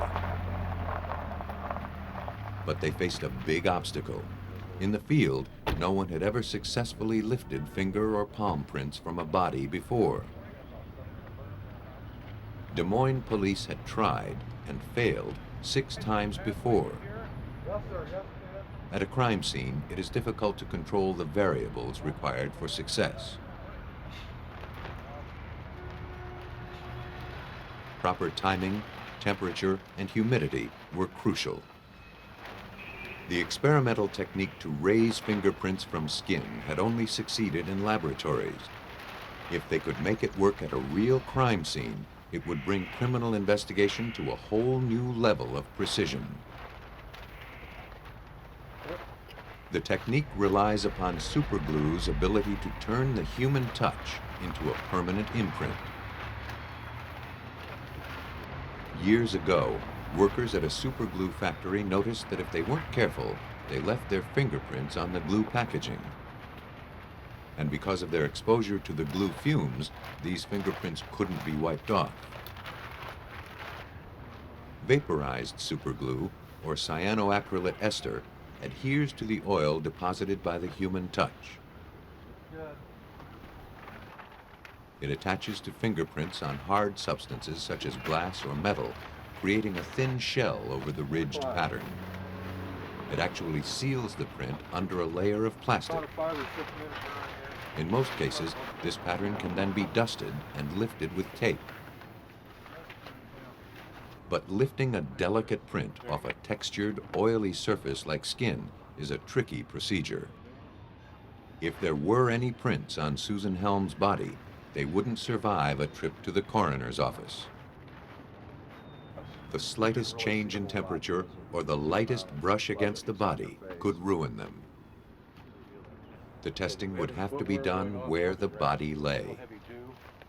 All we could see was maybe just In the lab, the technique had succeeded only on prints less than 4 hours old. Susan Helm had been dead for more than 12 hours.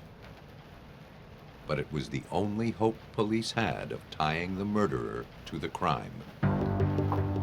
The first step was to build a tent around the victim. A plastic drop cloth was wrapped around the frame and secured.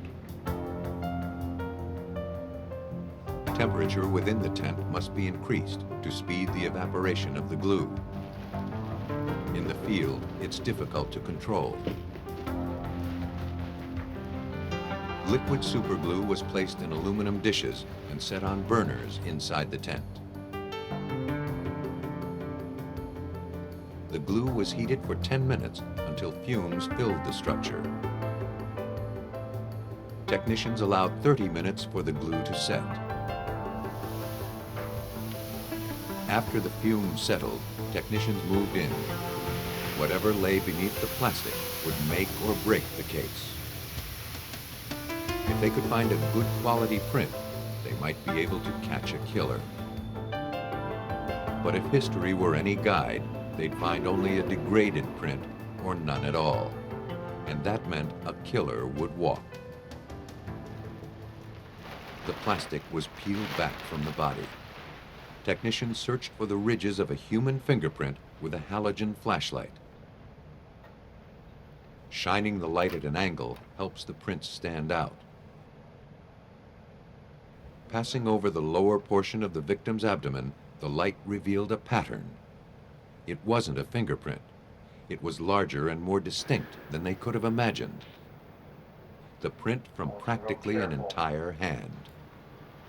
The potential proof was there for the investigators to see. But success still seemed just beyond their grasp. For the first time in forensic history, scientists had been able to coax a latent print from a human body outside of the laboratory. But collecting the print would be another matter. Lifting it with tape would likely destroy it. Scientists needed to lift the print photographically. The photographed print from the victim's belly was delivered to the Des Moines Police Department Crime Lab, where it was compared to the print taken from William Helm. When comparing two fingerprints, identification technicians use a computer to look for matching patterns. Because palm prints are so intricate, technician Jerry Wilson had to make the comparison manually. The time-consuming task requires him to pinpoint areas where ridges join, diverge, or form dots. The ridge on the outside. Using those patterns as reference points, Wilson compares the prints for similarities. And we look for these same identical points in the same relative unit space in each between the latent and the ink print, and the same amount of intervening ridges. And we also look for discrepancies, because if there's unexplained discrepancies, then you have to either eliminate the print altogether or explain why there is a discrepancy. Technicians found no such discrepancies between the prints. Instead, they identified a highly unusual formation on both. It was a double loop formation in the palm print, which is very unusual. And that helped to locate the pattern area and made the comparison much easier between the inked and the latent print. Right here we've got an upward ending ridge. Wilson can call two prints a match if they share 8 common reference Ending points. ridge right there. In the Helm case, technicians stopped counting This at is 90. kind of up in the interdigital area, so we got two delta It was one of the most formations. obvious matches their office had ever come across. There. The discovery of William Helm's palm print on his dead wife's belly proved he was lying. He was the one who placed her into bed.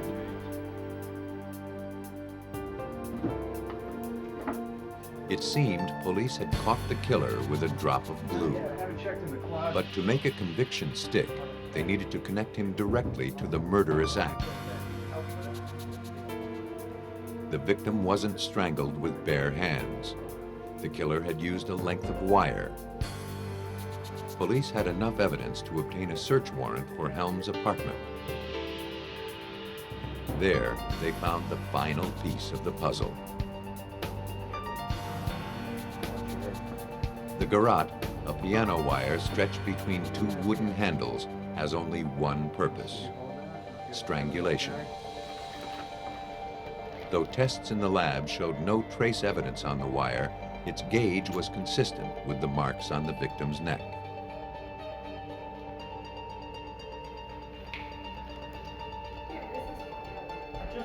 Trotter pieced together a likely scenario of the murder.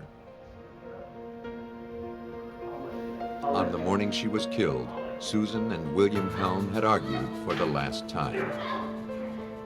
William became enraged and took her life.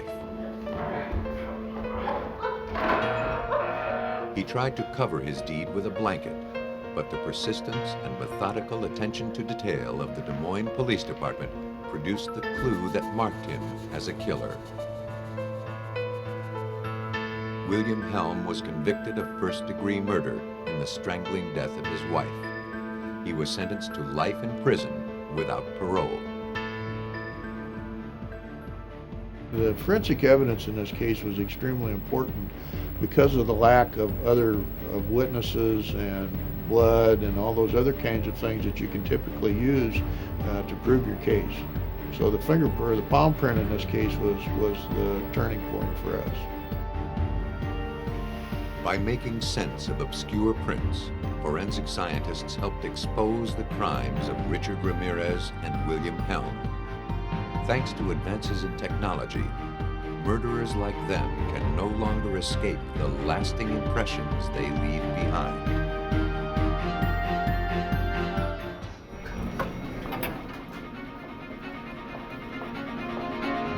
As a young woman slowly grows weaker, a murder investigation gains strength.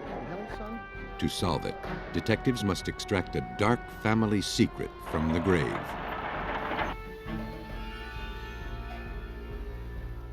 A tight circle of friends contracts as, one by one, its members die mysteriously. The circumstances are suspicious, but there's little evidence of murder. When a woman is poisoned to death, her survivors point fingers at each other. To find the killer, investigators must get to the source of the bad blood. Even when its symptoms are dramatic, poison is a subtle menace. The poisoner is a two-faced monster whose loved ones become victims of tainted trust.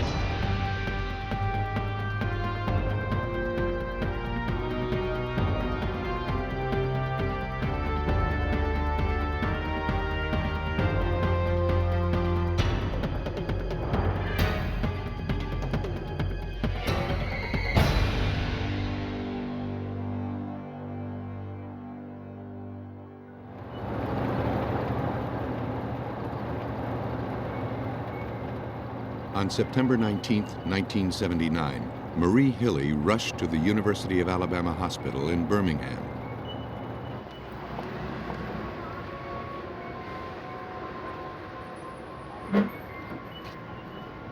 Her 19-year-old daughter, Carol, was very sick.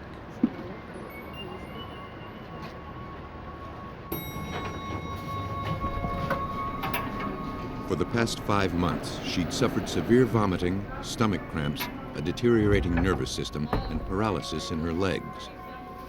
Her hands became clawed and nearly useless. Marie, a widow who doted on her only daughter, was frantic to find a cure for Carol's grave illness.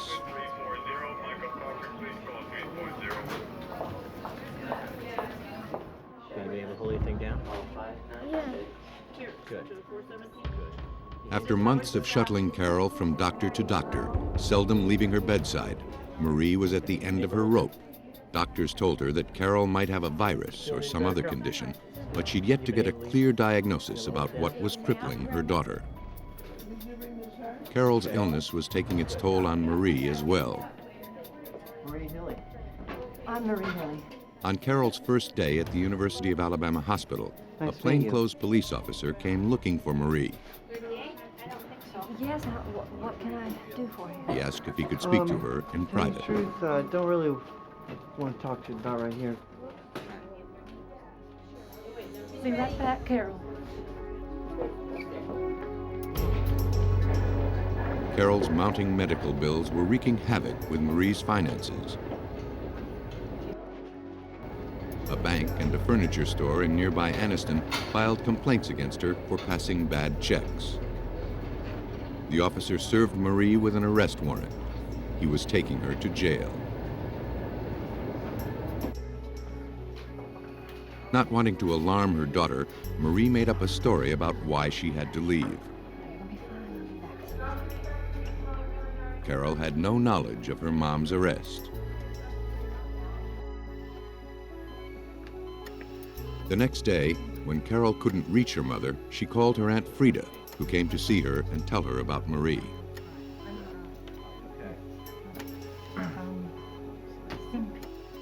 Frida had news for the doctors, too, expressing her concern about Marie's care of Carol. She said that Marie moved Carol from hospital to hospital before the young woman could be properly diagnosed. She also claimed to have witnessed Marie giving Carol shots. She feared that Marie's desperate attempts to heal her daughter were only making her more ill. This possibility made Carol's doctor rethink his diagnosis. Perhaps her illness was caused by a toxin rather than a virus. He realized her symptoms were consistent with heavy metal poisoning, most commonly arsenic. Often called the great imitator, arsenic routinely escapes early diagnosis, masquerading as food poisoning or the flu.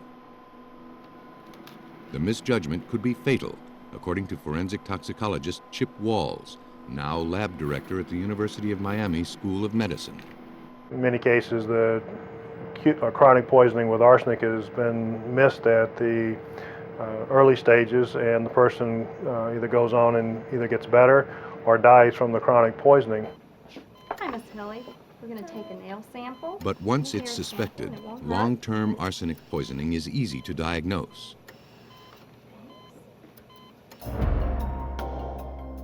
Carol's fingernails displayed the broad white lines called Mees lines that signal the presence of arsenic in the bloodstream for longer than 6 weeks. Following up on this crucial discovery, nail and hair samples were sent to the lab to determine the extent of her poisoning. That would help determine the source of her exposure and how long she'd been exposed. The samples are carefully weighed before they're put into what's called a digesting flask. Nitric and sulfuric acid are mixed with the sample and heated.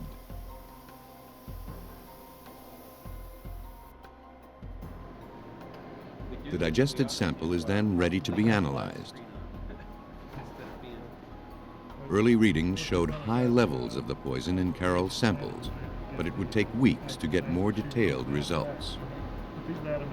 Because arsenic is found in nature and is a common ingredient in pesticides, her exposure could have been accidental, but not everyone believed that. While the samples were being tested, Anniston police received a letter from Carol's brother. He believed that Marie Hilly may have killed her husband 4 years earlier and was now poisoning her daughter.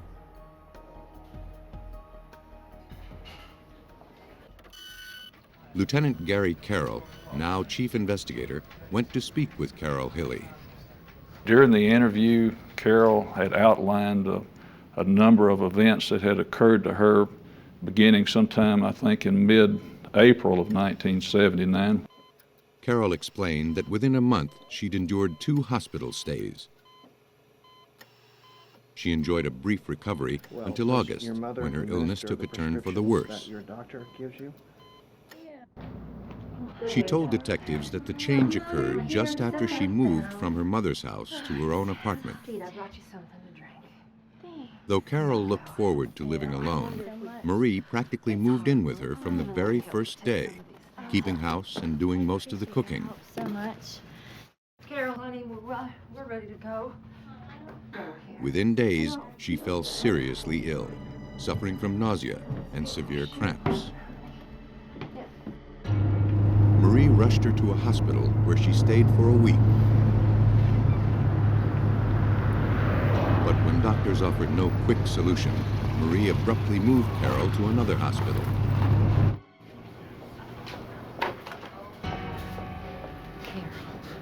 Carol recalled that in September, while she was in the hospital, her mother gave her 2 orange pills and 2 injections.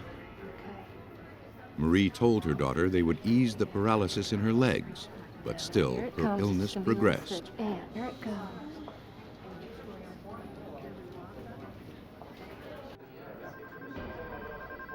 Marie Hilly's behavior prompted Lieutenant Carroll to request the police file on her. He knew that she had been a victim of a series of strange events ever since her husband died. Carroll hoped the files might reveal some pattern. Back in 1977, our police department had received numerous complaints from Marie Hilly regarding vandalisms, harassing phone calls, burglaries, fires, and etc. many things going on at her residence. Marie collected substantial insurance claims for damage to her house, her daughter's car, and her husband Frank's death. Seeing a possible motive, Lieutenant Carroll looked into the status of Carol Hilley's life insurance. Written with the offhand. Call the coroner about this. Marie was the beneficiary, but the policy had lapsed. Okay. I'll meet with you tomorrow. According to the insurance company, Marie had made several desperate attempts to have it reinstated, but every one of her checks bounced. Yeah. Following up on the letter sent by Carol Hilley's brother, Lieutenant Carroll received a copy of Frank Hilley's medical records. Frank and Marie Hilley appeared to be an average happy couple. They were married for 25 years and raised 2 children, Mike and Carol.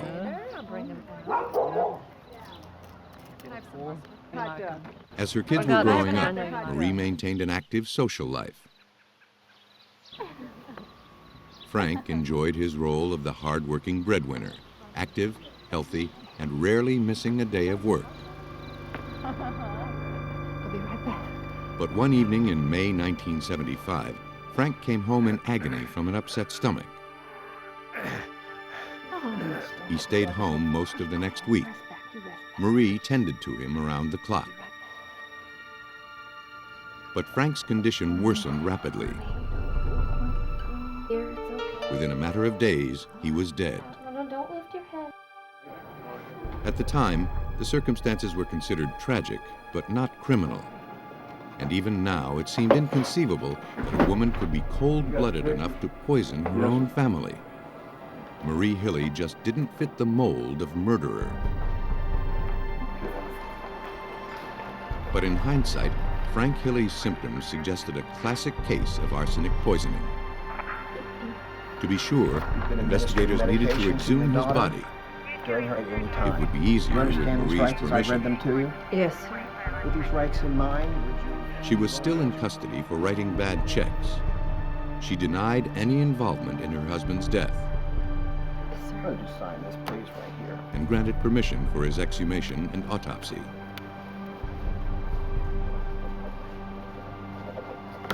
The person at the hospital? When asked about Carol, she denied poisoning her or even giving her medication. But investigators persisted. Finally, upon being confronted about having given Carol shots, she finally admitted that she did give Carol some shots. She says she got, it was some medication she got from a nurse who worked at one of the hospitals. Case in, please. But police were unable to locate a nurse matching the name or description Marie gave. 1 week later, authorities exhumed Frank Hilley's body.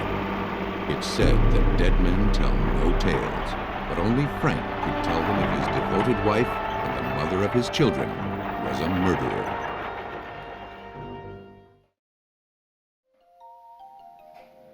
While investigators in Alabama collected hair and nail samples from Frank Hilley's exhumed remains, the results from Carol Hilley's arsenic testing came back from the lab. The analysis showed abnormal levels of arsenic along the length of her hair, demonstrating long-term exposure to the poison. The hair closest to Carol's scalp had 35 times the amount of arsenic than on the outer part, revealing that she'd received recent high doses. Her mother, Marie Hilley, was still the prime suspect in the slow and painful poisoning of her daughter. All that remained was the proof. It wasn't long in coming. On the morning of October 8th, police received a note from Carol's Aunt Frida, along with a prescription bottle containing a clear liquid. The note said she found the bottle in Marie's jewelry box. Detective Carroll sent the bottle for analysis. A half hour later, the lab confirmed the bottle contained arsenic. A similar vial was taken from Marie's purse when she was first arrested for check bouncing. It appeared empty, but investigators suspected it might hold some residue. They rinsed it with distilled water, then tested the rinse water.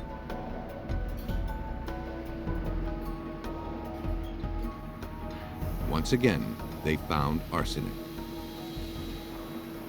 Mrs. Hilly, you're under arrest for the attempted murder of your daughter. On October 9, 1979, Marie Hilly was served with warrants charging her with attempting to poison Carol. Not make any statement at all.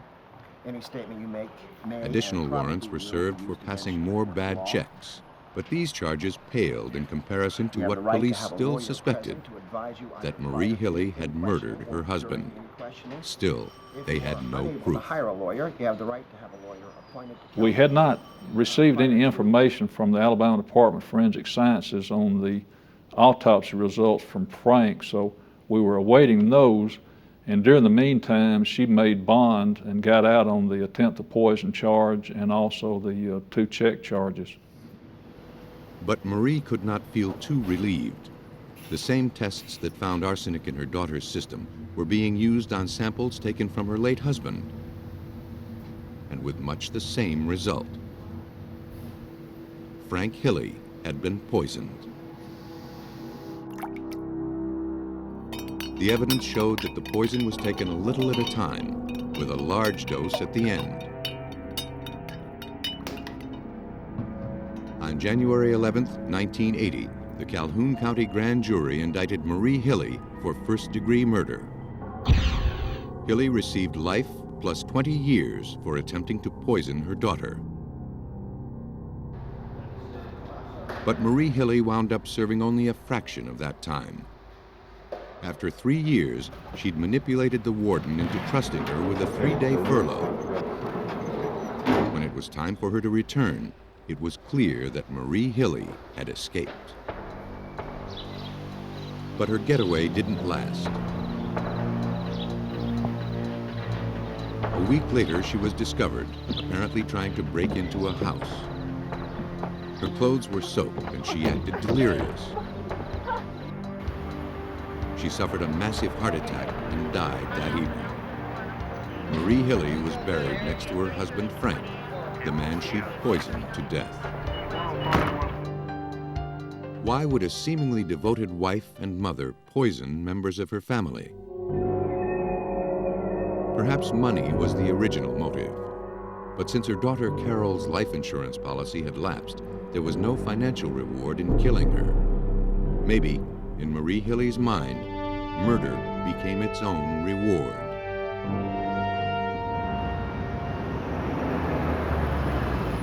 In that regard, she wasn't alone. On the afternoon of June 28, 1987, Carrie Middleton answered a call to check on 30-year-old Lisa K. Chandler in Odessa, Texas. Lisa had been seriously depressed, and her friends were concerned.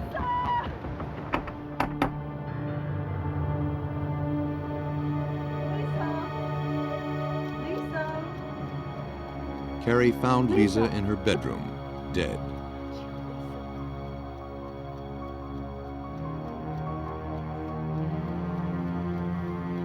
She ran to phone the police, not to call in a suicide, but to report a murder.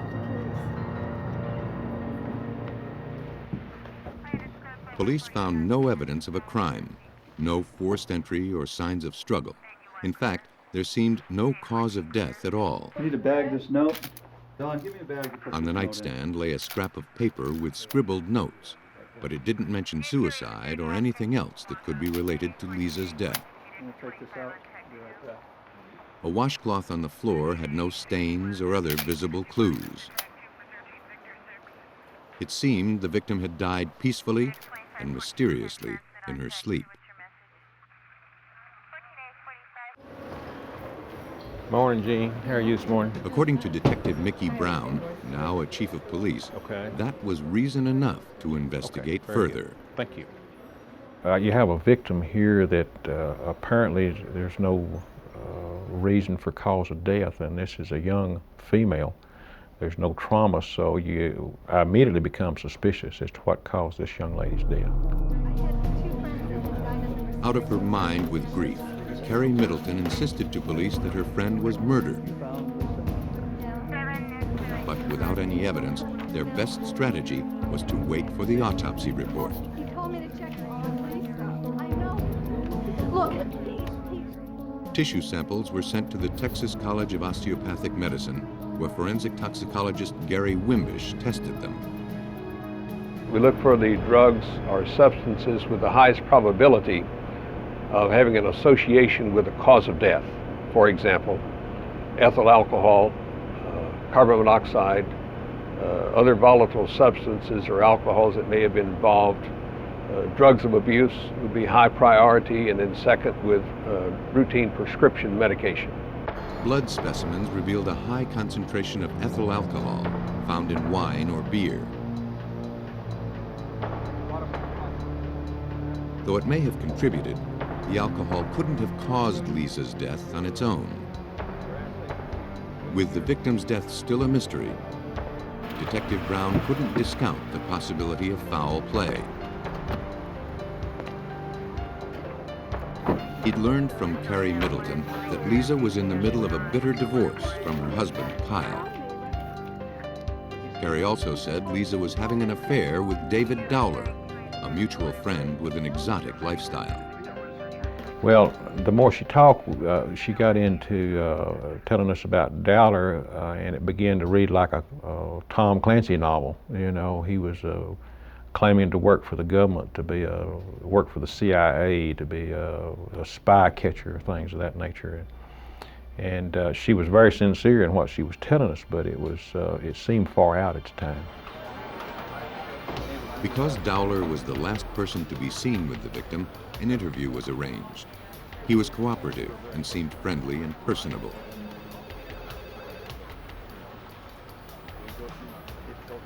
Dowler claimed Carrie was mistaken about his work for the CIA. But he did share the opinion that Lisa Chandler was a victim of foul play. He also had an idea who her killer was, Kyle Chandler, Lisa's husband. He said Kyle was furious that she was cheating on him. Good morning. Kyle Chandler was next on the list to be interviewed. Fearing he was the prime suspect in his wife's death, Chandler brought his lawyer with him. Kyle also felt that Lisa was murdered, but he pointed the finger back at his accuser, David Dowler. The names of your closest friends that you and Lisa have? I'm Juan. How are you? Hi, Juan. Kyle Chandler portrayed Dowler as an unusual man with a sinister edge. He owned and operated a one-hour photo shop, but claimed that was only a cover for his real job as a CIA agent. As a government insider, Dowler claimed he knew in advance which friends were in danger. He seemed to be right. According to Kyle Chandler, Dowler knew more than he was letting on about the death of Lisa Chandler and the unexplained deaths of two of their other friends.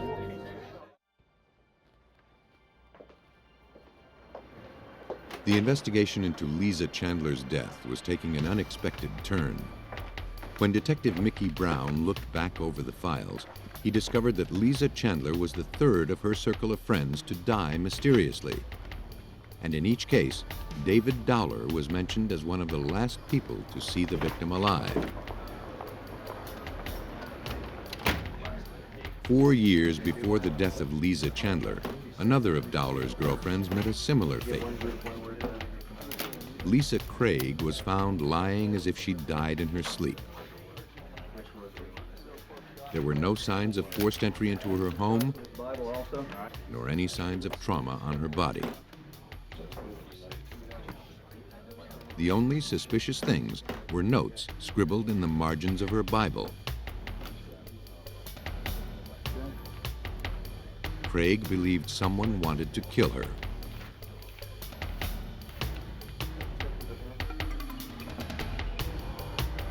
Craig had a history of anorexia nervosa.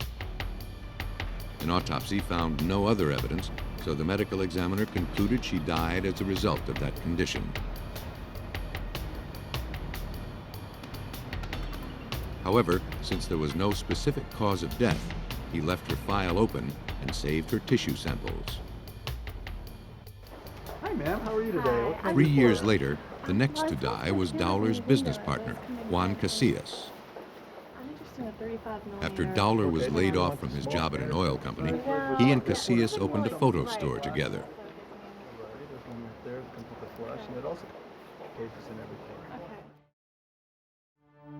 In 1986, Kyle Chandler found Casillas at his home, dead on the kitchen floor. The autopsy revealed an unidentified substance in his tissues. Samples were saved according to hospital policy, but no cause of death was determined. Detective Brown now wondered if Kyle Chandler did more than just discover Juan Casillas' death. He began to think that maybe he caused it. Brown learned that Juan Casillas was married to Lisa Chandler before Kyle married her. First, Casillas died, and now Lisa was dead too. That gave Kyle Chandler a direct connection to 2 of the 3 mysterious deaths in his tight circle of friends. But Kyle Chandler wasn't the only suspect. In each of the 3 deaths, David Dowler made the phone call that led to the body being discovered. Detective Brown had 3 deaths and 2 likely suspects. He needed help sorting them out. He remembered an offer made to him by Carrie Middleton concerning David Dowler. She was convinced Dowler was the killer, living out some deranged fantasy. She wanted the chance to prove it. During the interview with Carrie, I expressed some reservations to her about the story that she was telling me, and she voluntarily said that she would be more than happy to wear a microphone or a wire where I could firsthand listen to David Dowler telling her these stories. David Dowler may have pretended to be a government agent, but Carrie Middleton was about to do some real undercover work. Not everybody. Okay. Just relax. True to her word, she agreed to wear a wire so that police could hear her conversations with David Dowler. Relax. Okay. Let's make sure it doesn't show up. Detective Mickey Brown also had surveillance cameras set up in Carrie's apartment so police could watch them. Hear me through this? Yes, make sure. We'll test it before you go in. Put a couple buttons in so it doesn't. Brown knew that time spent here would either help the investigation or take him down the entirely wrong road. We're all set. We had a total of 16 hours of recordings on him on about 3 occasions. He totally dominated the conversations. He talked constantly. Most of the talk was idle banter. But in one of these conversations, he described how to murder someone by putting chloroform in their car ventilation. Then he outlined a likely method the killer would have used to kill Lisa Chandler with chloroform. Dowler offered detailed descriptions of how Lisa Craig and Juan Casillas were probably murdered using cyanide. And he told Carrie he was afraid she might be next. These were either the veiled confessions of a mad serial killer, the ramblings of a man desperate for attention, or both.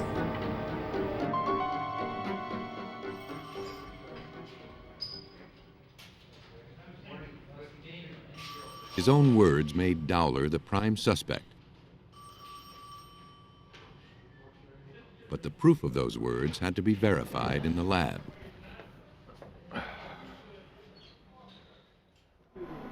Tissue samples from Lisa Craig and Juan Casillas were sent to Gary Wimbish to test for cyanide. The test that we employed to assay for the cyanide actually is a testing protocol that is not ancient, but certainly has been around for a while, called a Conway diffusion cell.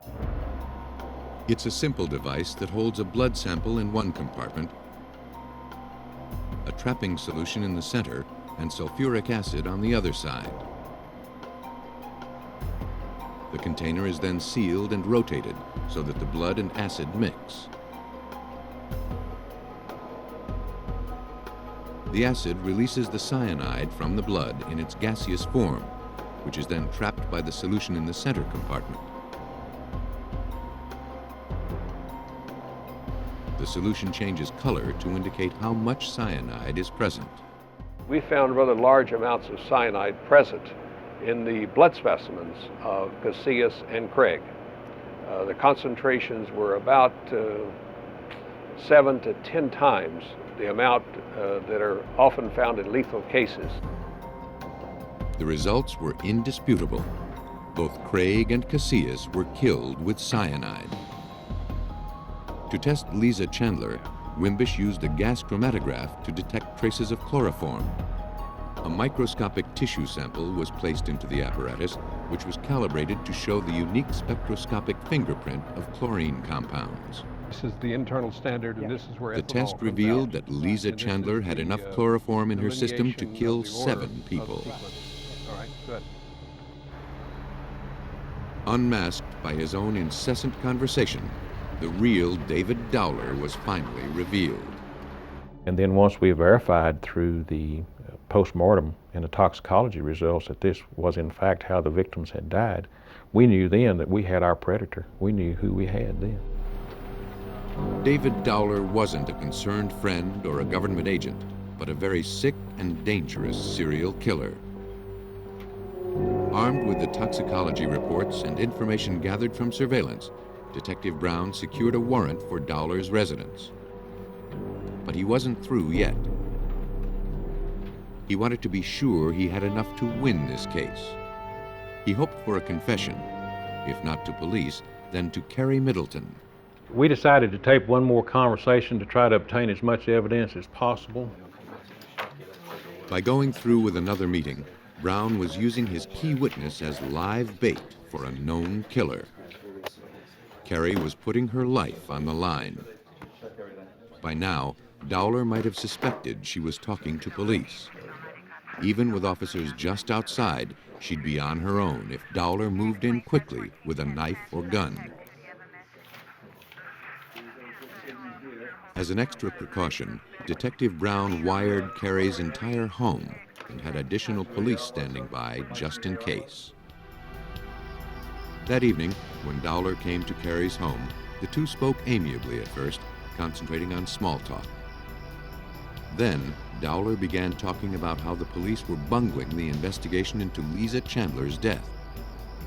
He mentioned that he kept a pistol in his car, and once again told Carrie that she was in danger. Then, he suddenly announced he had to leave for a moment, but that he'd be right back.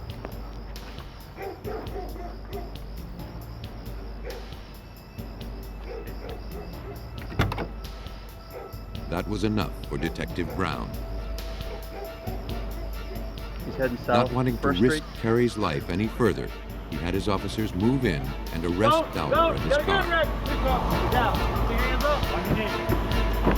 On your knees.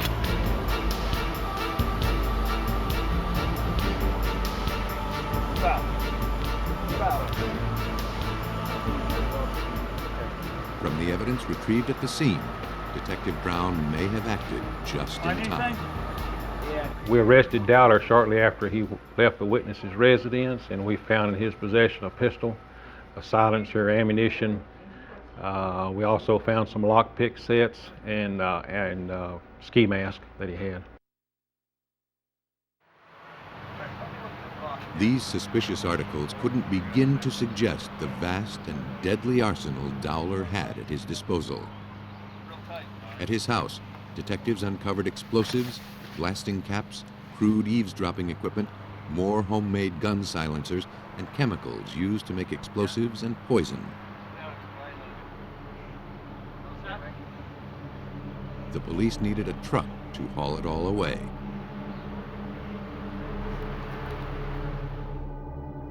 Dowler's lab was the incubator for 3 murders. Mixing chemicals into a lethal brew, he was able to concoct his deadly schemes.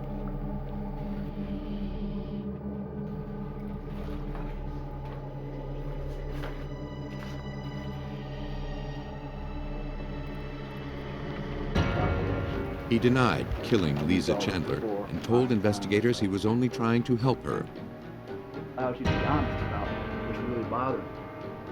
First, he said he had her write down questions about their relationship.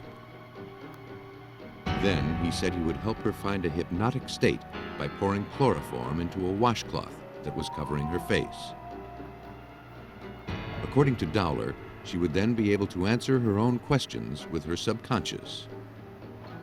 Get comfortable.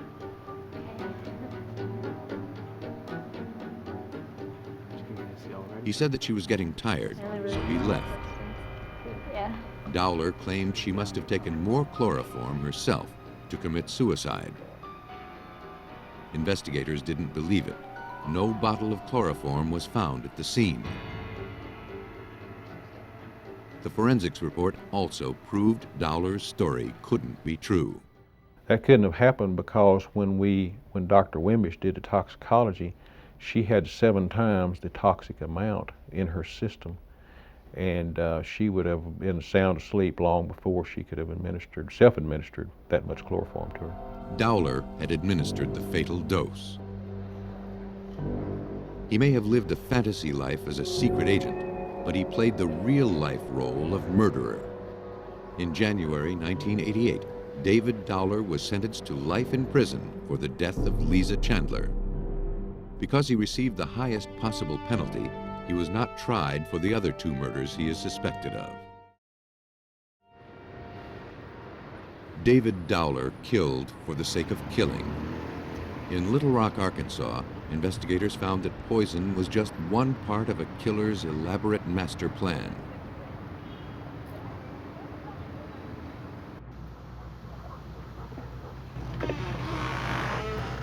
Georgia Weaver had recently come to live with her sister, Jeannie Allen.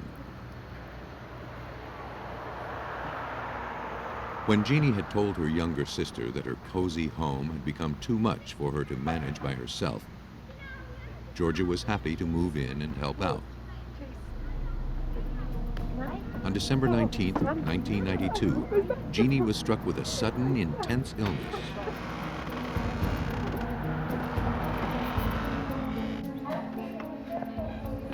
Georgia, who also felt ill, rushed her sister to the hospital.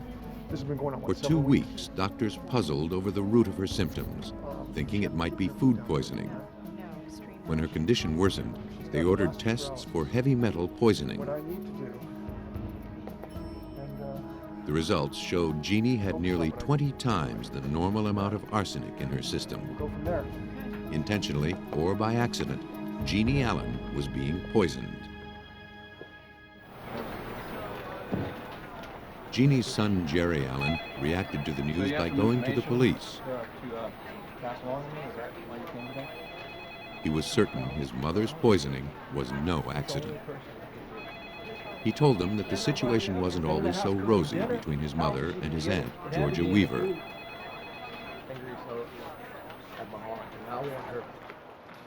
Detective Steve Moore listened to Jerry Allen's story.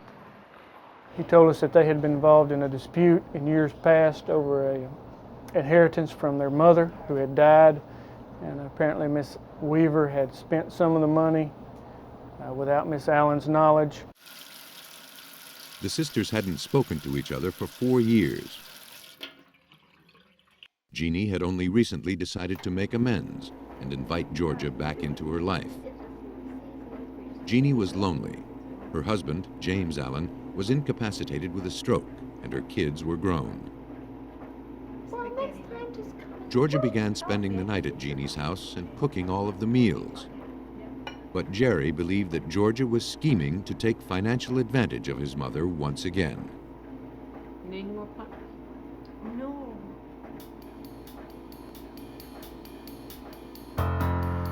3 months before Jeannie fell ill, Jerry confronted Georgia at his mother's house, triggering a tremendous argument. Georgia called the police to have Jerry removed from the premises. Bad blood clearly flowed within the family, but there was little to link it with Jeannie's current condition. When Jerry Allen first came to us, we were concerned about, were we getting in the middle of a family squabble? Was there really a crime here? Was there really something we needed to be involved in? But 2 days after Jerry filed his report, Jeannie Allen died from arsenic poisoning. Now the police had to get involved. Though it was still uncertain if Jeannie's poisoning was intentional, the death needed to be investigated. Police began by interviewing Jeannie's friends and family members. Thank you. Certainly. Something to eat? No, thank you. One of the first was Georgia Weaver. All right, what can I help you with? Cordial and friendly, her anger rose when she talked about her nephew, Jerry Allen. Oh, I don't have arsenic in the house. You can't... Georgia told police that Jerry resented her because Jeannie trusted her more. She claimed that if anyone poisoned Jeannie, it would be Jerry, who was jockeying to gain control of Jeannie Allen's money. Investigators now had 2 suspects, and yet they weren't even certain a crime had been committed. Before they could determine that, they had to determine how long Jeannie Allen had been exposed to the arsenic and how she had consumed it. To find out if Jeannie Allen had been intentionally poisoned, investigators examined her hair. The arsenic leaves a record along the growing strands. The hair samples are cut into segments, then wrapped securely in a paper form that establishes the chain of evidence. Because plastic bags could contaminate biological samples, labs use paper wrapping. Each segment is individually tested for arsenic. The duration of a person's exposure can be determined by seeing how much of the hair contains the poison. According to criminalist Gary Lawrence, it is not uncommon to find arsenic in any hair sample. Most people have a normal background level of arsenic within the body. And if they receive from some form an amount of arsenic that's abnormal to the body, I think the system has a way of working some of that out. If the arsenic were in the environment, investigators would expect to find minute traces along the length of the hair. If the poison were administered intentionally, it would usually appear as one big dose on the portion of hair closest to the scalp. I don't believe it's very easy to hide arsenic poisoning. It can be done, but again, even when you get up to the long-term dosages, even at low levels, the buildup of the arsenic within the body is eventually going to show up. The report showed normal trace levels of arsenic along most of the length of the hair. But on the segment closest to the scalp, the hair contained 13 times the normal amount of the poison. The results suggested that Jeannie Allen's death was no accident. Let's get everything out of this closet. To find the source of the arsenic, police conducted a search of her house and confiscated all of the food and medicine they could find. About 100 items in all. At the Arkansas State Crime Lab, each sample was bombarded with X-rays in a technique called X-ray fluorescence.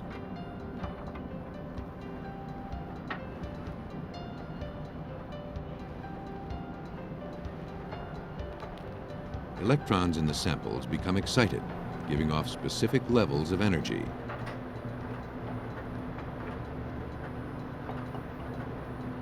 The lab looked for energy levels characteristic of arsenic. The lab tests for the samples taken from Jeannie Allen's home would take several months to complete. What's the problem?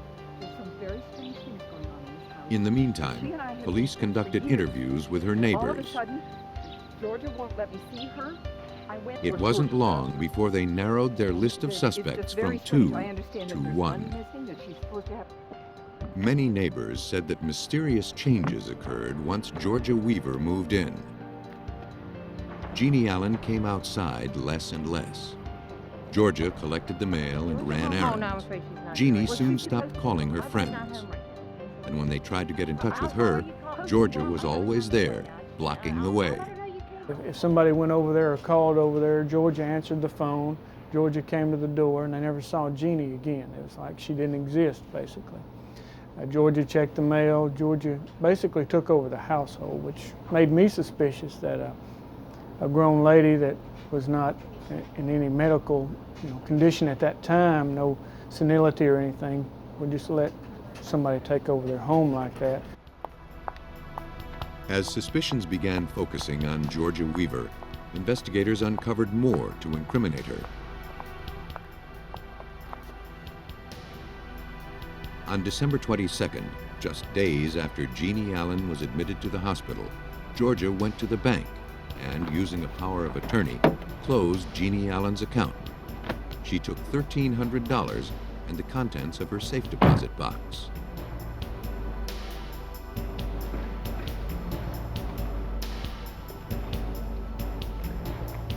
Georgia was arrested at her job in a local motel. In her possession was about $1,000, Jeannie Allen's car, a credit card, and her power of attorney. Upon closer inspection, investigators noticed an odd detail about the power of attorney. Yeah, see if you know these guys in there. On this document, legally handing Jeannie's rights to Georgia Weaver, both Jeannie Allen's printed name and signature were misspelled. In order to get a true sample of Georgia's signature, police had her sign her name and Jeannie's several times in front of witnesses. Oh, no, we're not finished yet.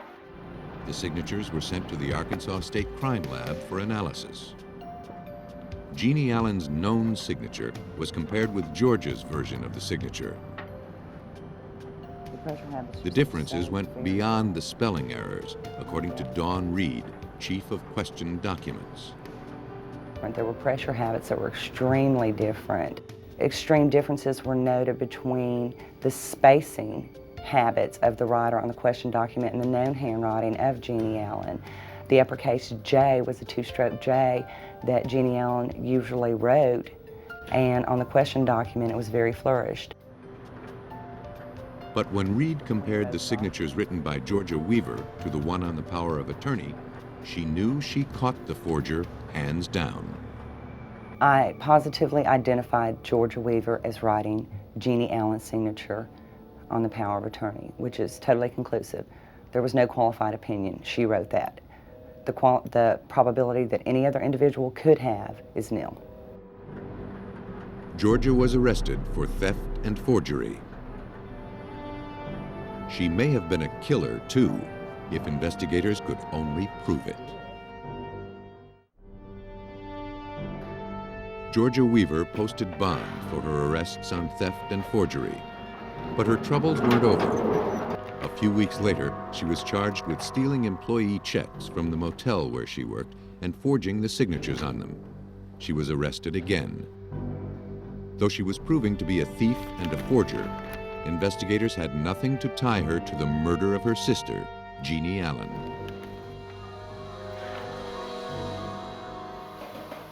Then, a co-worker reported finding a bottle of rat poison hidden where Georgia always kept her purse.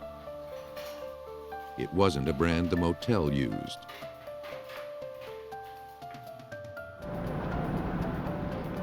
It was sent to the police and passed on to the Arkansas State Crime Lab for analysis. The active ingredient was arsenic. This evidence, tangible but circumstantial, was the first to link Georgia to the poison. Now, investigators needed to link the source of the poison to her sister. In August 1993, the extensive tests on items from Jeannie Allen's home were complete. Arsenic was discovered in 2 containers of punch and a bottle of cold medicine. The link was established. Detective Moore only hoped it was strong enough. At that point, I felt we had what we needed to bring her to justice. We knew that it would be a battle as far as getting her convicted, but we didn't feel that we had any other choice but to try to get her put in prison where we felt she belonged. From the evidence, investigators surmised that after ingratiating herself with her sister, Georgia began spiking her medicine and beverages with the rat poison she kept hidden at her workplace, finally killing her with one big dose.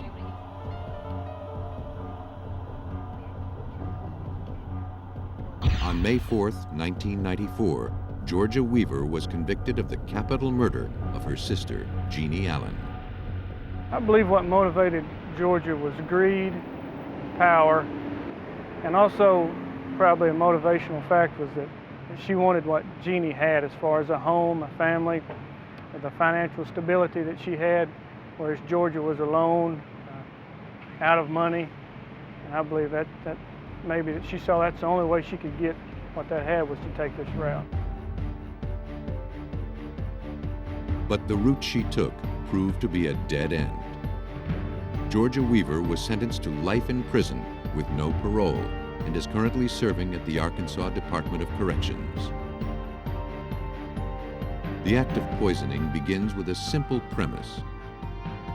The poisoner believes he can hide his guilt behind a mask of concern.